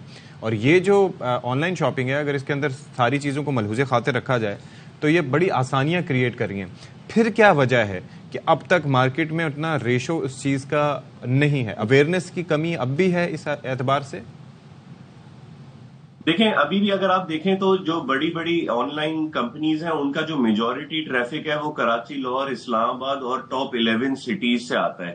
اگر آپ یہ فگر ساؤتھ ایسٹ ایشیا یا انڈیا میں دیکھیں تو ان کے جو سیکنڈ ٹیئر سٹیز ہیں وہاں انٹرنیٹ فائبر آپٹک پینیٹریشن اتنی آسان ہو گئی اور اتنا سستا ہے کہ ہر کوئی انٹرنیٹ یوز کر رہا ہے. لٹریسی ریٹ زیادہ ہے تو اس وجہ سے اڈاپشن زیادہ ہے. پاکستان کے اندر بھی یہ انکریز کر رہا ہے. دوسرا، لوگ ابھی بھی ہچکچاتے ہیں آن لائن شاپنگ کرتے ہوئے کیونکہ وہ ہر کسی چھوٹی آن لائن شاپ سے اگر خرید لیتے اور ان کا تجربہ اچھا نہیں ہوتا تو وہ اگلی دفعہ نہیں خریدتے. اس وجہ سے ہم کہتے ہیں کہ کوشش کیا کریں کہ ایسی آن لائن پلیٹ فارم سے خریدیں جہاں پہ آپ کو سیفٹی اور سیکیورٹی کی گارنٹی ہو. اچھا، اس کے لیے پروڈکٹ کا ریویو پڑھنا بھی بڑا امپورٹنٹ ہوتا ہے. تو جو ریویوز آپ کی ایپ پہ یا اس ویب سائٹ پہ ہوتے ہیں وہ کس طریقے سے سلیکٹ ہوتے ہیں؟ رینڈملی ہوتے ہیں یا باقاعدہ آپ اس کی جانچ پڑتال کرتے ہیں؟ کیونکہ یہ بڑا ضروری ہے صارفین کا ٹرسٹ قائم کرنے کے لیے. دیکھیں ریویوز ہمارے دراز کے اندر ایک پالیسی ہے کہ ریویوز میں آپ انٹرفیئر نہیں کر سکتے. اگر کسٹمر نے برا ریویو دیا ہے تو وہ آٹومیٹکلی سسٹم سے بائی پاس ہو کے آن لائن جائے گا ہی جائے گا. تو ہر طرح کے اچھے برے ریویوز کسٹمرز کے ڈائریکٹلی سیلرز کے پروڈکٹس پہ جاتے ہیں، جس کی وجہ سے ایک ٹرانسپیرنسی ہو جاتی ہے کہ جب کوئی بائر خرید رہا ہوتا ہے اس کو پتا ہوتا ہے کہ اس سے پہلے جس نے یہ پروڈکٹ خریدا تھا وہ خوش نہیں تھا تو اس کو 2 اسٹار کی ریٹنگ ملی ہوئی تھی. اس وجہ سے آپ صحیح کہہ رہی ہیں بالکل کہ آن لائن لٹریسی جیسے جیسے بڑھے گی اس طرح لوگ بہتر خریداری بھی کر پائیں گے. ٹھیک ہے جی، بالکل. تھینک یو سو مچ عمار، اور بہت ساری انفارمیشن آپ نے ہمارے ساتھ شیئر کی. اور جی دراز 11/11 کی یہ سیلز ہے اور یہ جاری رہے گی، فائدہ اٹھایا. بہت زبردست آپ کو ڈیکوریشن کے پیسز اور گھر کے کرٹن وغیرہ چیزیں مل جاتی ہیں بہت ہی کم پرائسز. چلیں نائس. اور دیٹس گڈ کہ آپ واپس بھی کر سکتے ہیں اور وہ ایکنالج کریں گے غلطی اور آپ کو واپس آپ جو چاہ رہے ہیں وہی سامان بھیجیں گے. یہ اچھی بات ہے جی. اچھا جی، قدیم زمانے سے آرٹ ورک نے دنیا کے رنگوں کو ایک فریم میں سمویا ہے، اور کرسٹل آرٹ کی بات کریں یہ بھی ایک دور حاضر کا ایک جدید فن ہے. تو اس پر رپورٹ کر رہی ہیں روحا فاطمہ. آرٹ الفاظوں کی جگہ تصاویروں کے ذریعے اپنی بات دنیا کو سمجھانا. ہم بچپن سے دیکھتے آ رہے ہیں ایک ایسا فریم جو ہر گھر کی دیوار پر لگا ہوتا ہے، جس میں کہیں پھول تو کہیں سینری بنی ہوتی ہے. لیکن زمانہ بدلا اور آرٹ میں بھی جدت آ گئی. اب کیمیکل کو کرسٹل میں تبدیل کر کے اسے فریم میں لگایا جاتا ہے، جس سے فریم پر بنے آرٹ میں مزید خوبصورتی پیدا ہو جاتی ہے. یہ بھی جو چیز میں نے ابھی دیکھی نا، یہ بھی پہلی دفعہ میں نے دیکھا ہے. کرسٹل لگا دیے، وہ ظاہر ایک چیز فرق تو پڑا اور اچھا لگ رہا ہے. یہ بالکل اٹریکٹ کیا اس نے مجھے اور بہت اچھا لگا. ابھی بچی کو میں کہہ رہی ہوں کہ یہ لے لو. دکانداروں کا کہنا ہے کہ آج کل کرسٹل ورک کی ڈیمانڈ بہت زیادہ ہے. اس کی اتنی مارکیٹ اچھی ہے، پاکستان میں اس ٹائم پہ سب سے زیادہ چلنے والا یہ آئٹم ہے. کرسٹل آرٹ کو دیکھتے ہی خریدار اس سے متاثر ہوتے ہیں، اور اس آرٹ کی خاصیت بھی یہی ہے کہ اندھیرے میں بھی اس کی شائننگ سے پینٹنگ خوبصورت لگتی ہے. نئے اور جدید دور میں گھروں کو 4 چاند لگانے کے لیے کرسٹل آرٹ ورک نے عوام کی توجہ اپنی طرف مرکوز کر دی ہے. کیمرامین نعمان شیخ کے ساتھ روحا فاطمہ، ARY نیوز کراچی. کیا خوبصورت جی آپ کو کرسٹل آرٹ کے نمونے نظر آئے. او مائی گاڈ، میں ارادہ رکھتی ہوں، میرا ارادہ چینج ہو گیا، میں ضرور 2-3 پیس یہاں سے اٹھاؤں گی. اچھا، کرسٹل آرٹ کے کیا بات ہے. خیر، اب کرسٹل آرٹ کی بات ہو رہی ہے. میں نے بڑی خاموشی سے بات کی، اماں نہ سن لیں میری، کیونکہ وہ مجھے ڈانٹتی رہتی ہیں. کیا مطلب، بس بہت ہو گیا، بہت گھر کو کتنا بھر لو گے. ہاں جی، یہ اچھا جی. آپ ذرا لاہور کے حوالے سے، جس طرح سے ہم شروع میں بات کر رہے تھے کہ بارش برسات سے کیا کچھ اسموگ پہ فرق پڑا ہے. نارملی یہ ہوتا ہے کہ جب بارش ہوتی ہے تو ایسی کثافتیں جو آپ کی فضا میں معلق رہتی ہیں PM2 पार्टिकल जिनकी बात हम करते हैं जो आपकी सेहत के लिए नुकसानदेह होते हैं, जिसकी वजह से आपका एयर क्वालिटी इंडेक्स भी बहुत ज़्यादा ख़तरनाक हदों को छू रहा होता है। तो अब ये बरसात हुई है तो उसके नतीजे में क्या असरात होंगे इस पर भी बात करेंगे, लेकिन लाहौर समेत पंजाब के कई शहरों की फ़ज़ा इंतहाई ख़तरनाक है और ये स्मॉग की लपेट में है। आज का जी अभी देख लेते हैं कि एयर क्वालिटी इंडेक्स ये बता दूं जी कि हुकूमत ने जो लॉकडाउन का ऐलान किया था, अशफाक एयर क्वालिटी इंडेक्स बताएंगे, रियल टाइम आपको बताएंगे क्या इस वक्त सूरत हाल है। लेकिन जो लॉकडाउन का ऐलान किया था पंजाब हुकूमत में, उसमें थोड़ी सी तब्दीली कर दी है क्योंकि रिजर्वेशन आए थे ताजरों के, ट्रांसपोर्टर्स के। अब नए प्लान के तहत लाहौर समेत 8 अजला में मार्केट जुमेरात को खुली रही थी, यानी कल जुमेरात था और आज भी खुली रहेंगी। रेस्टोरेंट्स हो गए, सिनेमा हो गया, जिम जाना बहुत जरूरी है लोगों के लिए, वो भी खुला रहेगा। और महकमा प्राइमरी हेल्थ केयर ने तरमीमी नोटिफिकेशन बकायदा इसका जारी भी कर दिया। शॉपिंग मॉल समेत तमाम बाजार हफ्ते इतवार को बंद रहे। अच्छा जी, अभी जो एयर क्वालिटी की जो रैंकिंग्स है वो आपको जरा बता देता हूं। तो कराची इस वक्त नंबर 1 पे है पाकिस्तान में, 183 यानी कि नाकिस हमारा एयर क्वालिटी इस वक्त है, तो मास्क वगैरह पहने। पेशावर दूसरे नंबर पर है, लाहौर निस्बतन अब बेहतर आ गया। सोचिए कि कल परसों तक वहां पर 300 से ऊपर का मामला था, यहां पर आज जो है वो 130 है। यानी कि जो बरसात हुई, जो बारिश हुई, उसकी वजह से फजा में जो कसाफतें मौजूद थी वो बह गई, तो उसकी वजह से अब पॉजिटिविटी वहाँ की हवा में और फजा में। आपने अक्सर देखा होगा कराची में अगर बारिश होती है तो वैसे बड़ा धुंधलापन होता है, यानी कि धुंधलापन इन द सेंस कि आपकी फजा गर्दो गुबार से अटी हुई होती है, लेकिन जब बारिश हो जाती है तो उसके बाद मंजर एकदम निखरा क्लियर महसूस होता है। तो ये हमने जी आपको पाकिस्तान के हवाले से बता दें, इस वक्त भारत सरे फहरिस्त है। ओवरऑल हम देख रहे हैं कि थोड़ा सा पॉजिटिव इम्पैक्ट आया है, शायद हर तरफ बरसातें हो रही हैं। तो कोलकाता इंडिया में 205 है इस वक्त सबसे ज्यादा एयर क्वालिटी इंडेक्स, उसके बाद फिर ढाका है, फिर जकार्ता है, फिर उसके बाद मंगोलिया का एक शहर है और कराची 5वें नंबर पर इस वक्त आ रहा है। अच्छा जी, अब जरा सारी सूरत हाल पे हम बात कर लेते हैं। हमारे नुमाइंदे अलमास खान मौजूद हैं, तो जो प्लान तब्दील हुआ है इसकी और भी वजूहात जान लेते हैं। तो अलमास, अब ताजिर जो काफी कंसर्न शो कर रहे थे, कुछ उनको तसल्ली हुई, जबकि हफ्ते इतवार को तो कारोबार बंद रहेगा। सो इस तब्दीली वाले प्लान के बाद अब क्या कहते हैं ये लोग? जी हाँ सदफ, मैं एक छोटी सी बात बताऊं कि एक प्लानिंग इंसान करता है साइंस की बुनियाद पर और एक प्लानिंग अल्लाह ताला करता है अपने बनाए हुए इंसान के लिए। तो अपने बनाए हुए इंसान के लिए अल्लाह ताला ने आज सुबह से ही बड़ी शानदार किस्म की तेज़ हवाओं और गरज चमक के साथ जो बारिश की है, उससे ये हुआ है कि जो गुज़िश्ता रोज़ 319 से लेकर 468 तक एयर क्वालिटी इंडेक्स था, जो इंतहाई ख़तरनाक था, वो एकदम से 119 पर आ गया है, 119 तक गिर गया है। उससे बेइंतहा जो परेशानियां थी लाहौर वालों की, लाहौर समेत बल्कि जो पंजाब के 8 अजला थे, उनकी एकदम से वो परेशानियां ख़त्म हो गई हैं। इसी जो फ़िज़ाई आलूदगी के लिए पंजाब के निगरान वज़ीर आला ने एक प्लानिंग की थी। उन्होंने कहा कि 4 रोज़ के लिए लाहौर समेत पंजाब के 8 अजला में स्मार्ट लॉकडाउन का इतलाक़ करना। वो फिर मौसम की सूरत हाल को देखते हुए गुज़िश्ता रोज़ एक दोबारा से नोटिफिकेशन जारी हुआ, उसको 2 रोज़ के लिए कर दिया गया, यानी हफ्ता और इतवार को। हफ्ता और इतवार को तालीमी इदारे तो वैसे बंद होने हैं, लेकिन उससे सड़कों पर जो ट्रैफिक आपको नज़र आ रही है वो उसको डिस्करेज करना उसका मकसद था। फैक्ट्री गाड़ियाँ, जो चिमनी फैक्ट्रियों की गाड़ियों से धुआं निकलता है, उसको डिस्करेज करना था। लेकिन अल्लाह ताला ने एक बारिश से तमाम की तमाम जो पोल्यूशन पिछले 15 अक्टूबर से लेकर आज तक जो थी एकदम से ख़त्म कर दी। बिल्कुल जी, तो अल्लाह की प्लानिंग तो रहमत भी बरसी, बिल्कुल बहुत बेहतर होती है अपने इंसान के लिए। ज़बरदस्त हो गया। और ज़ाहिर है जो 4 दिन का लॉकडाउन था वो सुकड़ के 2 दिन हो गया है, तो आई थिंक ताजिर आप इससे मुतमईन होंगे कि चलें हफ्ते इतवार को वैसे भी छुट्टी होती है usually. So I hope things are better now. Thank you so much. आज हमें बता रहे थे, और जी लाहौर के मनाजिर भी जो हम आपको दिखा रहे थे, बड़ा खूबसूरत शहर है वैसे ही, लेकिन जब बारिश होती है तो और भी निखर जाता है।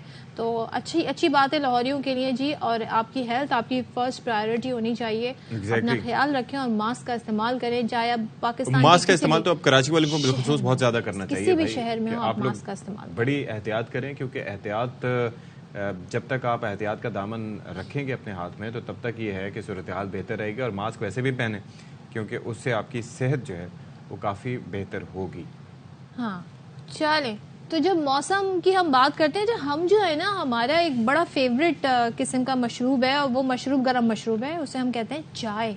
جتنی چائے پاکستانی پیتے ہیں، آئی تھنک پتہ نہیں اربوں روپے کی ہم چائے پیتے ہیں. پچھلی دفعہ آپ کو یاد ہے احسن اقبال جب وزیر تھے پچھلی حکومت میں، تو وہ کہہ رہے تھے بھائی چائے کم کر دیں، کتنا پیسہ ہم چائے کے اوپر خرچ کر رہے ہیں. لیکن پاکستانیوں کو جی عادت ہے، چاہے وہ کام کرنا ہو، سر درد ہو، کوئی مسئلہ ہو، ہم جس فیلڈ میں، ہمیں تو لگتا ہے ہم چائے کافی کے بغیر اشفاق ہماری زبانیوں کی گزارا نہیں کر سکتے بھائی. اور خاص طور پر میں تو چاہتا ہوں کہ چائے میں طرح طرح کے مسالہ جات ہوں، یعنی کہ الائچی ہو، لونگ ہو، موسم کے اعتبار سے دارچینی ہو، ادرک ہو، اور گڑ والی چائے ہو تو کیا ہی بات ہے. ہم ایک دوسرے کو ریسیپیز بھی بتا رہے ہیں. اچھا، سب کی اپنا ایک مزاج ہوتا ہے، چاہے وہ آپ گھر کا کوئی مرد ہو، خاتون ہو، سب اپنی چائے کا کہتے ہیں جی جو چائے میں بناتی ہوں یا جو چائے میں بناتا ہوں مجھے وہی پسند آتی ہے. جی، ہر انسان کے ہاتھ کی چائے اتنی پسند نہیں. ہر انسان کی ایک ریسیپی ہوتی ہے، اور اس کا فائدہ بعض اوقات یہ ہوتا ہے کہ باہر آپ جا کے یہ جو ایک ہی پتی سے کئی دفعہ کئی سو سال تک چائے بن رہی ہوتی ہے، اس سے بچ جاتے ہیں.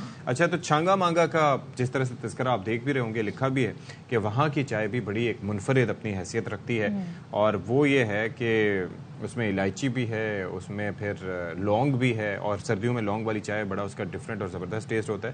تو کیسی ہے لونگ والی؟ میں نے نہیں پی. ہاں، اچھی ہوتی ہے، میں نے ٹیسٹ کی. صابر چودھری صاحب اپنی رپورٹ میں بتا دیں.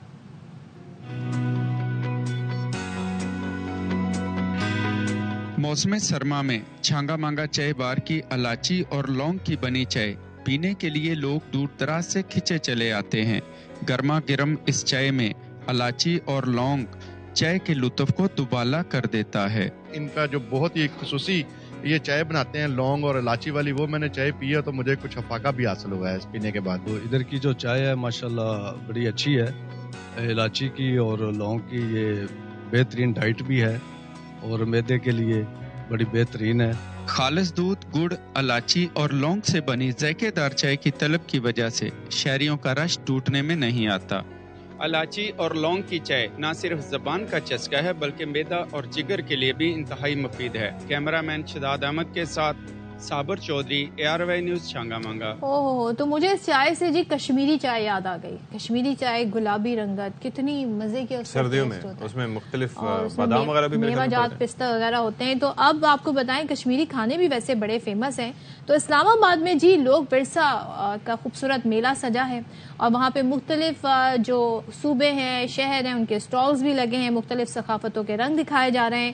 تو وہاں پر توجہ کا جو مرکز ہے وہ کشمیر کے جو پکوان ہیں اس پر شہری کھچے چلے آ رہے ہیں، اور لطف اندوز ہو رہا ہے. اس پر رپورٹ کر رہی جی ہمیں مہوش نذیر. کشمیری سلائی کڑھائی کا کام، اس کی نزاکت اور فیشن نہ صرف پاکستان میں بلکہ دنیا بھر میں پہچانا جاتا ہے، اور بے شمار خواتین کے لیے یہ آمدنی کا ذریعہ ہے. کشمیر کا کلچر جو ہے نا بہت ہی خوبصورت ہے. لائک فیمیلز کے لیے دیکھ لیں تو فیرن ہوتا ہے، بڑی خوبصورت کڑھائی ہوتی ہے، چادریں ہوتی ہیں. بہت قسم کی ہمارے پاس کشمیری شال ہیں، 1 لاکھ 1.5 لاکھ سے لے کے 2-2.5 ہزار تک بھی ہے، اور کشمیری کام ہے. دوسری طرف کشمیری پکوان کے مختلف اسٹالز نے شہریوں کے دل جیت لیے. سردی کے موسم میں کشمیری چائے بھلا کون چھوڑتا ہے. لوگ ورثہ میں آ کے ہمیں بہت بہت اچھا لگتا ہے، کیونکہ ہمیں اپنی ثقافت ہر طرف دیکھنے کو ملتی ہے. کشمیری پیویلینز میں جتنے بھی یہاں کے ان کے جو ڈریسز ہیں، فوڈز ہیں، اور اسپیشلی جو ان کا ٹریڈیشنل میوزک ہے، علاقائی زبان ہے، بہت خوبصورت ہے. میلے میں کم قیمت خوبصورت اشیاء کی دستیابی کے باعث کافی رش دیکھنے کو ملا. کشمیر کی پہچان ہاتھ سے بنی شال اور وہ تمام چیزیں جو بڑی محنت سے ہاتھ سے تیار کی جاتی ہیں، کشمیر سے لا کر اسلام آباد میں لوگ میلہ کے اندر ان کی خرید و فروخت کا مقصد کشمیری تمدن کو فروغ دینا ہے. کیمرہ مین رانا جنید کے ساتھ مہوش نذیر، ARY نیوز، اسلام آباد. کیا بات ہے. اور سردیوں میں جی کشمیری ملبوسات اور جو کشمیری کڑھائی ہوتی ہے اس پہ وہ کتنی خوبصورت لگتی ہے مختلف رنگوں سے. تو زبردست، کیا زبردست میلہ. بالکل جی، بہت زبردست اور فن ہے، اور ظاہر ہے کہ اس کو پروموٹ بھی اسی طریقے سے مزید کرنا چاہیے. We'll take a break. Here break کے بعد آتے ہیں.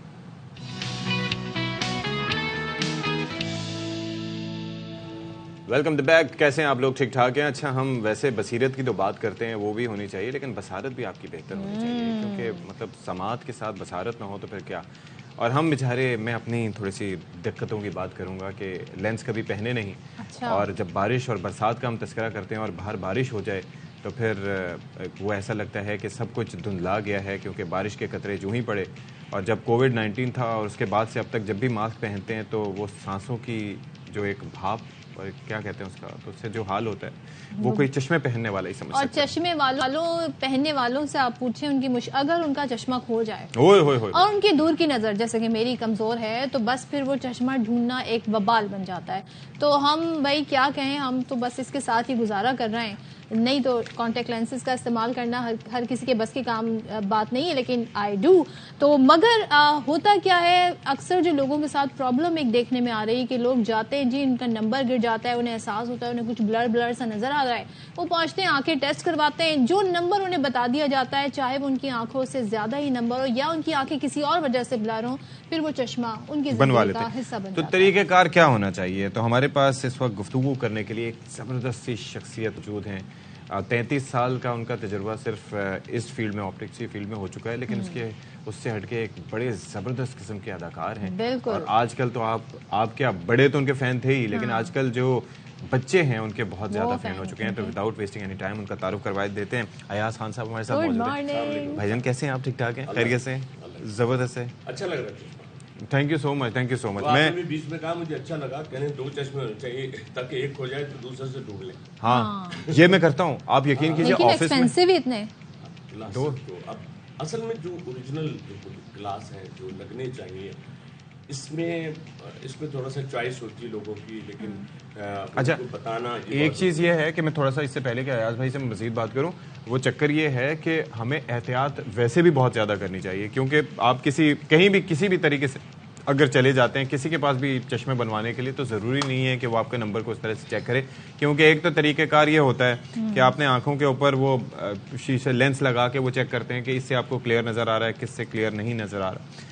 دوسرا طریقہ جو ہے وہ اس کا جو اپنایا جاتا ہے وہ ایک مشین ہوتی ہے، اس کے اندر آپ کو کہا جاتا ہے کہ جی آپ اپنی تھوڑی رکھیں، پھر آنکھ کے ذریعے اس کے ذریعے نمبر فکس کیا جاتا ہے۔ تو ایاز بھائی سے میں یہ بھی جاننے کی کوشش کروں گا، ABCD کے فونٹ ہوتے ہیں اتنے چھوٹے ہوتے ہیں کہ انہیں بھی دیکھنا ضروری ہوتا ہے؟ پوچھ لیتے ہیں نا ایاز بھائی۔ تو اب مجھے یہ بتائیں کہ جب کوئی آپ کے پاس آتا ہے تو اس کے اندر نظر چیک کرنے کا صحیح طریقہ کیا ہے؟ ایک تو وہ جو پڑھواتے ہیں اور پھر اس کے بعد لینس رکھ کے دونوں آنکھوں کو چیک کرتے ہیں۔ نہیں دیکھیں، اب تو ٹیکنالوجی اتنی ایڈوانس ہے کہ پہلے تو ہم اس کو کمپیوٹر سے چیک ہو جاتا ہے۔ کمپیوٹر بھی سمجھیں کہ کمپیوٹر میں ایک خاص بلنگ ہوتی ہے جس کے بعد ہم اس کا نمبر کیلیبریشن ہوتی ہے، پھر ہمیں اس کو مینولی چیک کراتے ہی ضرور ہے، وہ بہت ضروری ہے۔ بچوں کے لیے بھی ضروری ہے، یا پھر ریٹینا اسکوپی ہوتی ہے جس میں ہم اس کو چیک کرتے ہیں کہ کتنا نمبر ہے۔ لیکن یہ اتنا پروفیشنل کام ہے کہ اس میں ایز این آپٹیشین ہونا، ایز این آپٹومیٹسٹ جو پرسکرپشن دیتا ہے وہ ہمارے پاس لے کر آتے ہیں۔ اب ہم ان کو ایڈوائز پھر کر رہے ہوتے ہیں کہ آپ کو اگر بچہ گیجٹس یوز کر رہا ہے، جو ہے اکثر ہے بچہ اور گیجٹ ساتھ آ رہے ہوتے ہیں، ہاتھ میں بچے کے وہ ہے، اس ہاتھ سے انہوں نے یہ کرنا، سیدھے ہاتھ سے چشمہ پہننا، تو میں ان کو کہتا ہوں خدا کے واسطے تھوڑا سا کم اسکرین ٹائم ان کا بچوں کے کم کر دیں۔ اس کی وجہ سے بچوں کے ہمارے پاس زیادہ کیسز آتے ہیں، بڑوں کے تو چلیں اس کی عمریں ہیں الگ الگ عمر میں، اگر آپ لیکن بعض اب تو کمپیوٹر ہر آفس میں تو اس کے آگے بھی بیٹھ کے لازمی ہے نا۔ اور 3 دیکھیں نا، وہ جو پروگریسو بائی فوکل ہوتا ہے، جو ڈسٹینس مڈ ویژن، جس میں اب آپ یوں ہیں تو یہ آپ نے ڈسٹینس دیکھا، یہ آپ نے لیپ ٹاپ دیکھا اور یہ آپ نے پڑھا، میسج پڑھا، تو اس میں تینوں آ جاتے ہیں، گریجولی وہ تینوں نمبر آتے ہیں۔ اچھا اس کا پروگریسو ہونا یا وہ جو گلاسز ہیں اس کی کوالٹی کا ہونا بہت اچھا ہے کہ آپ اچھے سے اچھے۔ اچھا دوسرا ایک چیز مجھے بتائیں ایاز بھائی کہ یہ جو بائی فوکل، یہ بائی برتھ تو نہیں ہوتا ہے، آپ کی نظر کمزور ہو سکتی ہے یا with the passage of time کمزور ہو سکتی ہے، لیکن یہ بائی فوکل کوئی ایج سے اس کا تعلق نہیں؟ بائی فوکل تو آئے گا 40 کے بعد۔ 40 کے بعد آئے گا؟ 40 کے بعد جب آپ کو مطلب مجھ سے کسی نے پوچھا تھا کہ ایاز بھائی قریب کی نظر کا کیسے پتہ چلتا ہے؟ ہاں کیسے پتہ چلتا ہے؟ جب آپ کو آپ کی بیگم صاف نظر نہ آئے، آپ سے قریب وہی ہوتی ہیں، تو وہ جو ہم اخبار پڑھتے ہیں نا، یوں کرنا شروع ہو جاتے ہیں، جب ہم میسج میں یوں کر رہے ہیں تو اس کا مطلب ہے ہمارا نیئر ویژن ہمارا آ گیا۔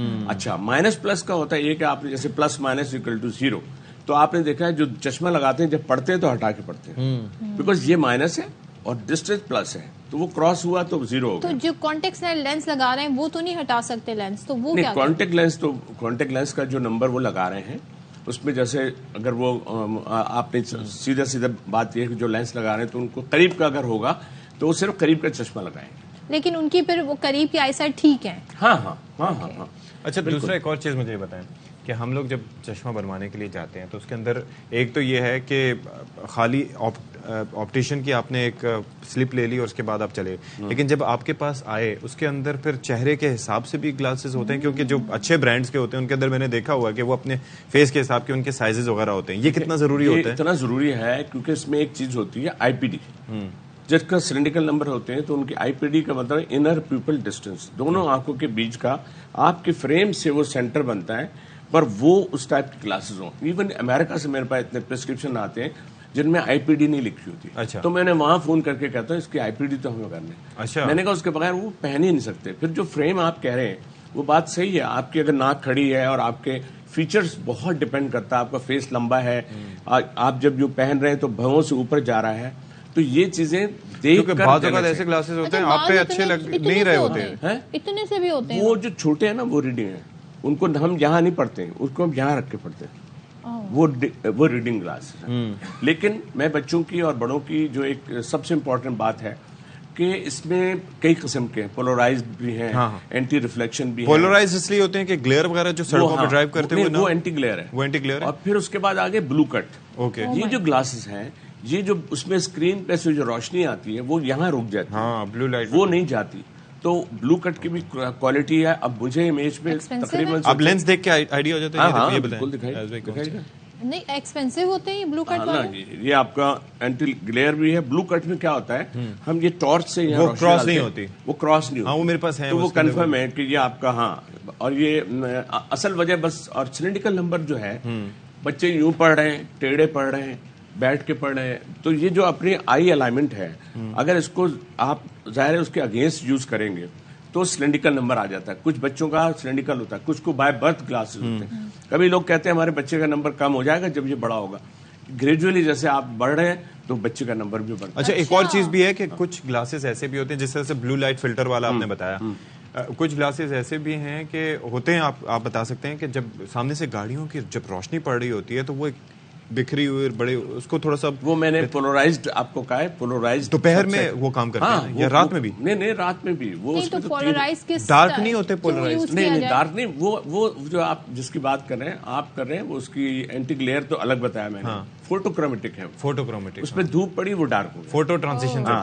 اس کی ٹرانزیشن ہے وہ اپنا ڈارک ہوتا ہے. کچھ لوگ مانگتے ہوئے ہیں کہ ہمیں دونوں جگہ وہ بڑے زبردست ہوتے ہیں. ایک مسئلہ ہے وہ سب کے ساتھ ہے, یقیناً آپ بھی اس سے بڑا گو تھرو ہوں گے, وہ یہ ہے کہ جی گلاسز لوز ہو جاتے ہیں, ذرا سا آپ نے منہ جھکایا نیچے گر گئے. اصل میں ایک الائنمنٹ ہے نا, لوگوں کی عادت ہے ڈرامے میں تو چل جائے گا, کیا مطلب ہے تمہارا, لیکن چشمہ آپ کو دونوں ہاتھوں سے گھر میں آپ ایسے کر سکتے ہیں, کیا مطلب ہے تمہارا. نہیں گھر میں ایک دفعہ کہیں گے نا پھر تو اچھا. اب دیکھیں یہ چشمہ نا اس کی ایک الائنمنٹ ہے.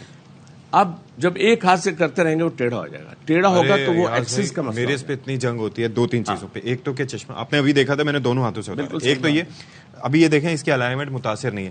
اب ایک ہاتھ سے اتارنا. پھر دوسری چیز یہ ہے کہ پکڑیں گے, اچھے خاصے لوگ پکڑیں گے, یہاں سے پکڑ کے دیں گے.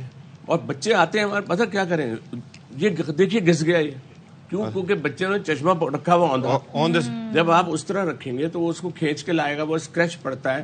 تو وہ کوالٹی پہ بات, کیونکہ اس پہ ایک لیئر. اچھا, اور دوسرا جو لوگ اینٹی گلیئر یوز کرتے ہیں ان سے کہتے ہیں کہ جب آپ چشمہ پہنے تو آپ اسپرے نہ کریں پرفیوم کا جو وہ بھی آپ کا کبھی کبھی اس پہ آ جاتا ہے. فوٹو کرومیٹک ایک گلاسز میرے پاس تھے, فوٹو کرومیٹک میرے پاس گلاسز تھے. ان کا ہوا کیا کہ یہاں پر آفس میں ہی میں اسپرے کرتے ہوئے ہیئر اسپرے وہ ان کے اوپر چلا گیا.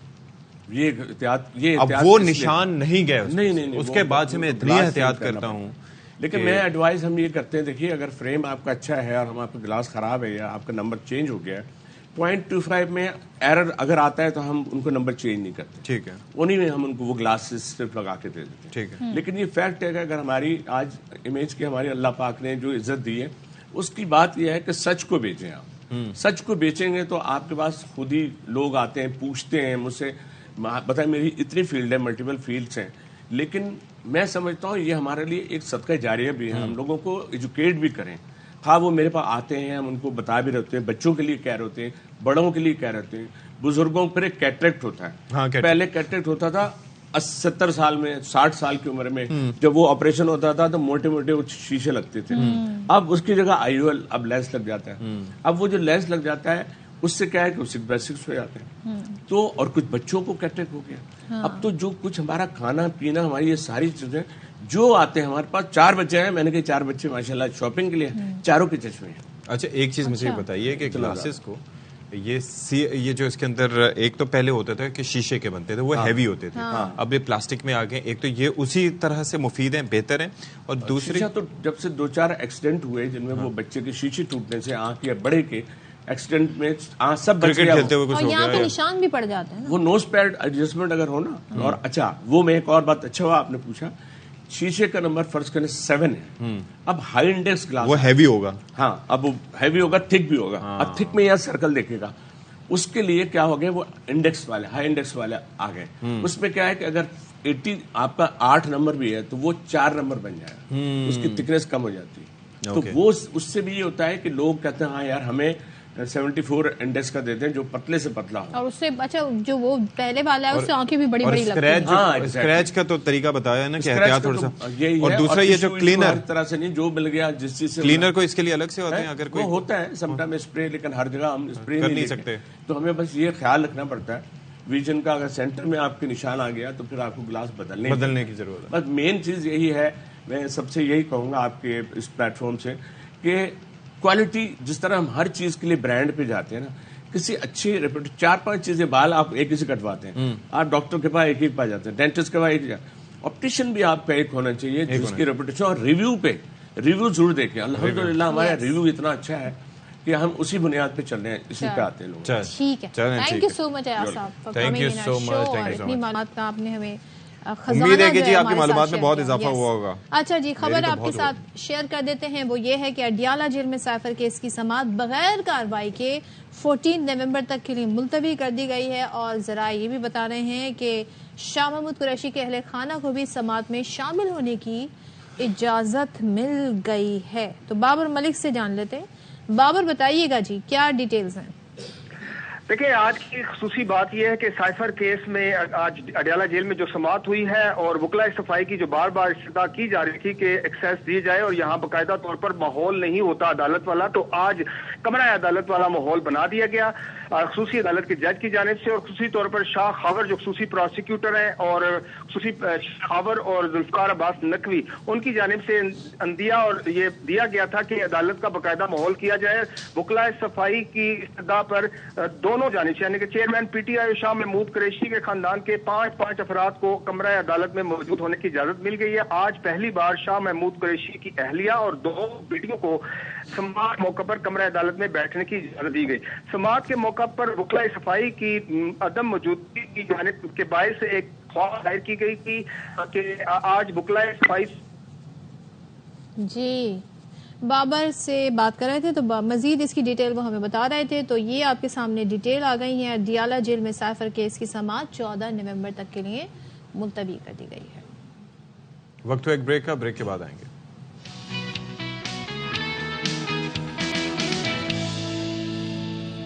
Welcome back once again. اور اس وقت ہم آپ کو بتاتے ہیں جب ہم آرٹ کی بات کرتے ہیں تو اس میں بڑے بڑے نئے نئے طریقے آ گئے ہیں. اور یہاں پر جی میں بات کروں گی رنگ برنگی لائٹس کی, جن کے ذریعے مختلف ڈیزائن بنائے جاتے ہیں. اور ڈانس لائٹ کا بھی ایک آج کل بڑا نیا کلچر ہے جس میں ہم دیکھتے ہیں جی میوزک کے ساتھ ساتھ وہ ڈانس کے جو مووز ہوتے ہیں وہ لائٹس ایکچولی وہ کر رہی ہوتی ہیں. تو بڑا زبردست, میں اس کی کچھ ویڈیوز بھی دیکھ رہا تھا. یس, تو لاہور میں یہ ہم آپ کو دکھا بھی رہے ہیں. تو لاہور میں جی تبریز بخاری ہیں, وہ اس کے بڑے ماہر ہیں اور اپنی صلاحیتوں سے دیکھنے والوں کو متاثر کر چکے ہیں, جس کے مناظر ہم آپ کو دکھا بھی رہے ہیں. مختلف تقریبات, پبلک پرائیویٹ میوزیکل شوز میں پرفارم کرتے ہیں. اور جب بھی لائٹ کی مدد سے کوئی ڈیزائن تخلیق کرنا ہو تو ظاہر ہے یہ ایک محنت طلب کام ہے. ساتھ ساتھ میں جی ڈانس اینڈ لائٹس کا ہو تو کیا ہی بات ہے. تو تبریز ہمارے ساتھ موجود ہیں, علی تبریز بخاری, ان سے بات کرتے ہیں. Thank you so much Ali join کرنے کے لیے. بتائیے گا یہ فار سو مینی آف اس یہ بڑی نئی چیز ہے, انوکھا فن ہے, یہ خیال کیسے آیا اور کیا ہے بیسکلی, ذرا یہ بتائیے گا. Miss Sadaf and mister Ashfaq, thank you, آپ نے مجھے انوائٹ کیا اپنے شو کے اوپر. یہ ایک ماڈیولر لائٹس ہیں, ایل ای ڈی پینلز ہیں یہ, اور یہ کینیڈا کی ایک بہت بڑی کمپنی ہے نینو لیف, انہوں نے اس چیز کو انٹروڈیوس کیا تھا. تو میں نے اس کو ٹیکنالوجی کو امپورٹ کیا پاکستان, اور اس کو یوز کرنے کے ساتھ ساتھ میں نے اس کے ساتھ آرٹ بنانا شروع کیا. میرا کوئی آرٹ کا بیک گراؤنڈ نہیں ہے, बट इस टेक्नोलॉजी को जब मैंने पढ़ना शुरू किया और मैंने इसका पोटेंशियल देखा, तो ऐसी कि इससे काफ़ी ज़्यादा इंसान इमर्सिव, रिस्पॉन्सिव और इल्यूशनरी आर्ट के ऊपर काम कर सकता है। तो काम करना शुरू किया, लोगों ने बहुत अप्रिशिएट किया, इंटरनेशनली अप्रिशिएट हुआ, और आई हैड द ऑनर कि मैं नैनो लीफ की वेबसाइट पे पहला आर्टिस्ट था ग्लोबली जो कि पब्लिश हुआ था, क्योंकि उन्होंने भी इस टेक्नोलॉजी का इस तरह का यूज़ नहीं देखा। तो अब अनफॉर्चुनेटली इसकी पाकिस्तान के अंदर हर 15 दिन के बाद कीमतों में फ़र्क पड़ जाता है, तो जो लोग बिजनेस करते हैं उनको इम्पोर्ट करनी होती है चीज़ों को, तो उसमें बड़ी हमें प्रॉब्लम पड़ती है। तो ये over a period of time काफ़ी कॉस्टली हो गया और आर्ट से पेट नहीं भरता। तो मैं जो काम करता हूँ प्रोफेशनली, वो मैं कोई और काम करता हूँ, इसको एज ए पैशन में साथ में लेके चलता हूँ।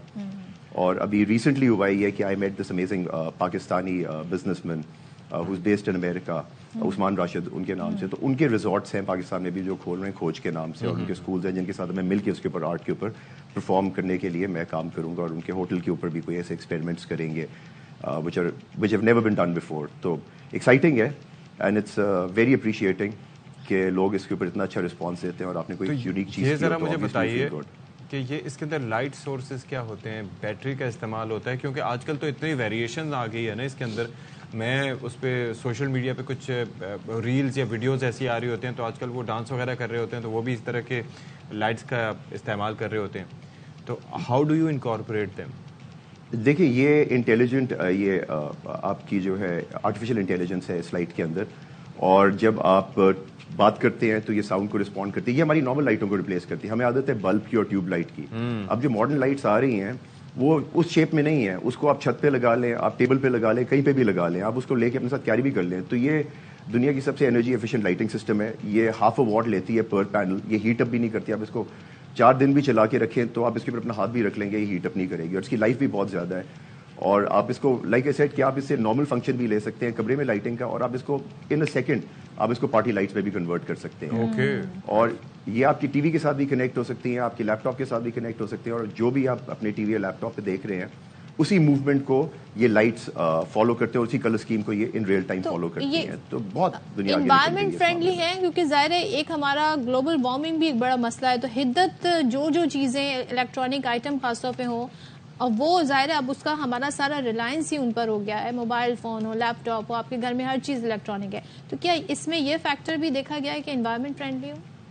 जी absolutely, this is green energy. और एक तो इसकी लाइफ बहुत ज़्यादा है, ये दूसरे हमारे बल्ब्स और इन चीज़ों की तरह इसकी 20,000 आवर्स पर पैनल की ज़िंदगी, मतलब कि आप 7.5 साल नॉन स्टॉप इन लाइटों को चलाएं तो ये बंद नहीं होएंगी। दूसरा ये कि ये मैंने जिस तरह भी थोड़ी देर पहले आपको बताया कि दुनिया की सबसे एनर्जी एफिशिएंट लाइटिंग सिस्टम है। ये 1/2 वॉट कंज्यूम करती है पर पैनल, और इसकी ब्राइटनेस बहुत ज़्यादा है, और ये आंखों को भी लाइट जो प्रोवाइड करती है बहुत नरम है। It's really good. इन्होंने बड़ी मेहनत की इस टेक्नोलॉजी के ऊपर, और अगेन मुझे बड़ा अच्छा लगता है कि I was the first one in the world to create art with it, और इसको यूज़ कर सकूं।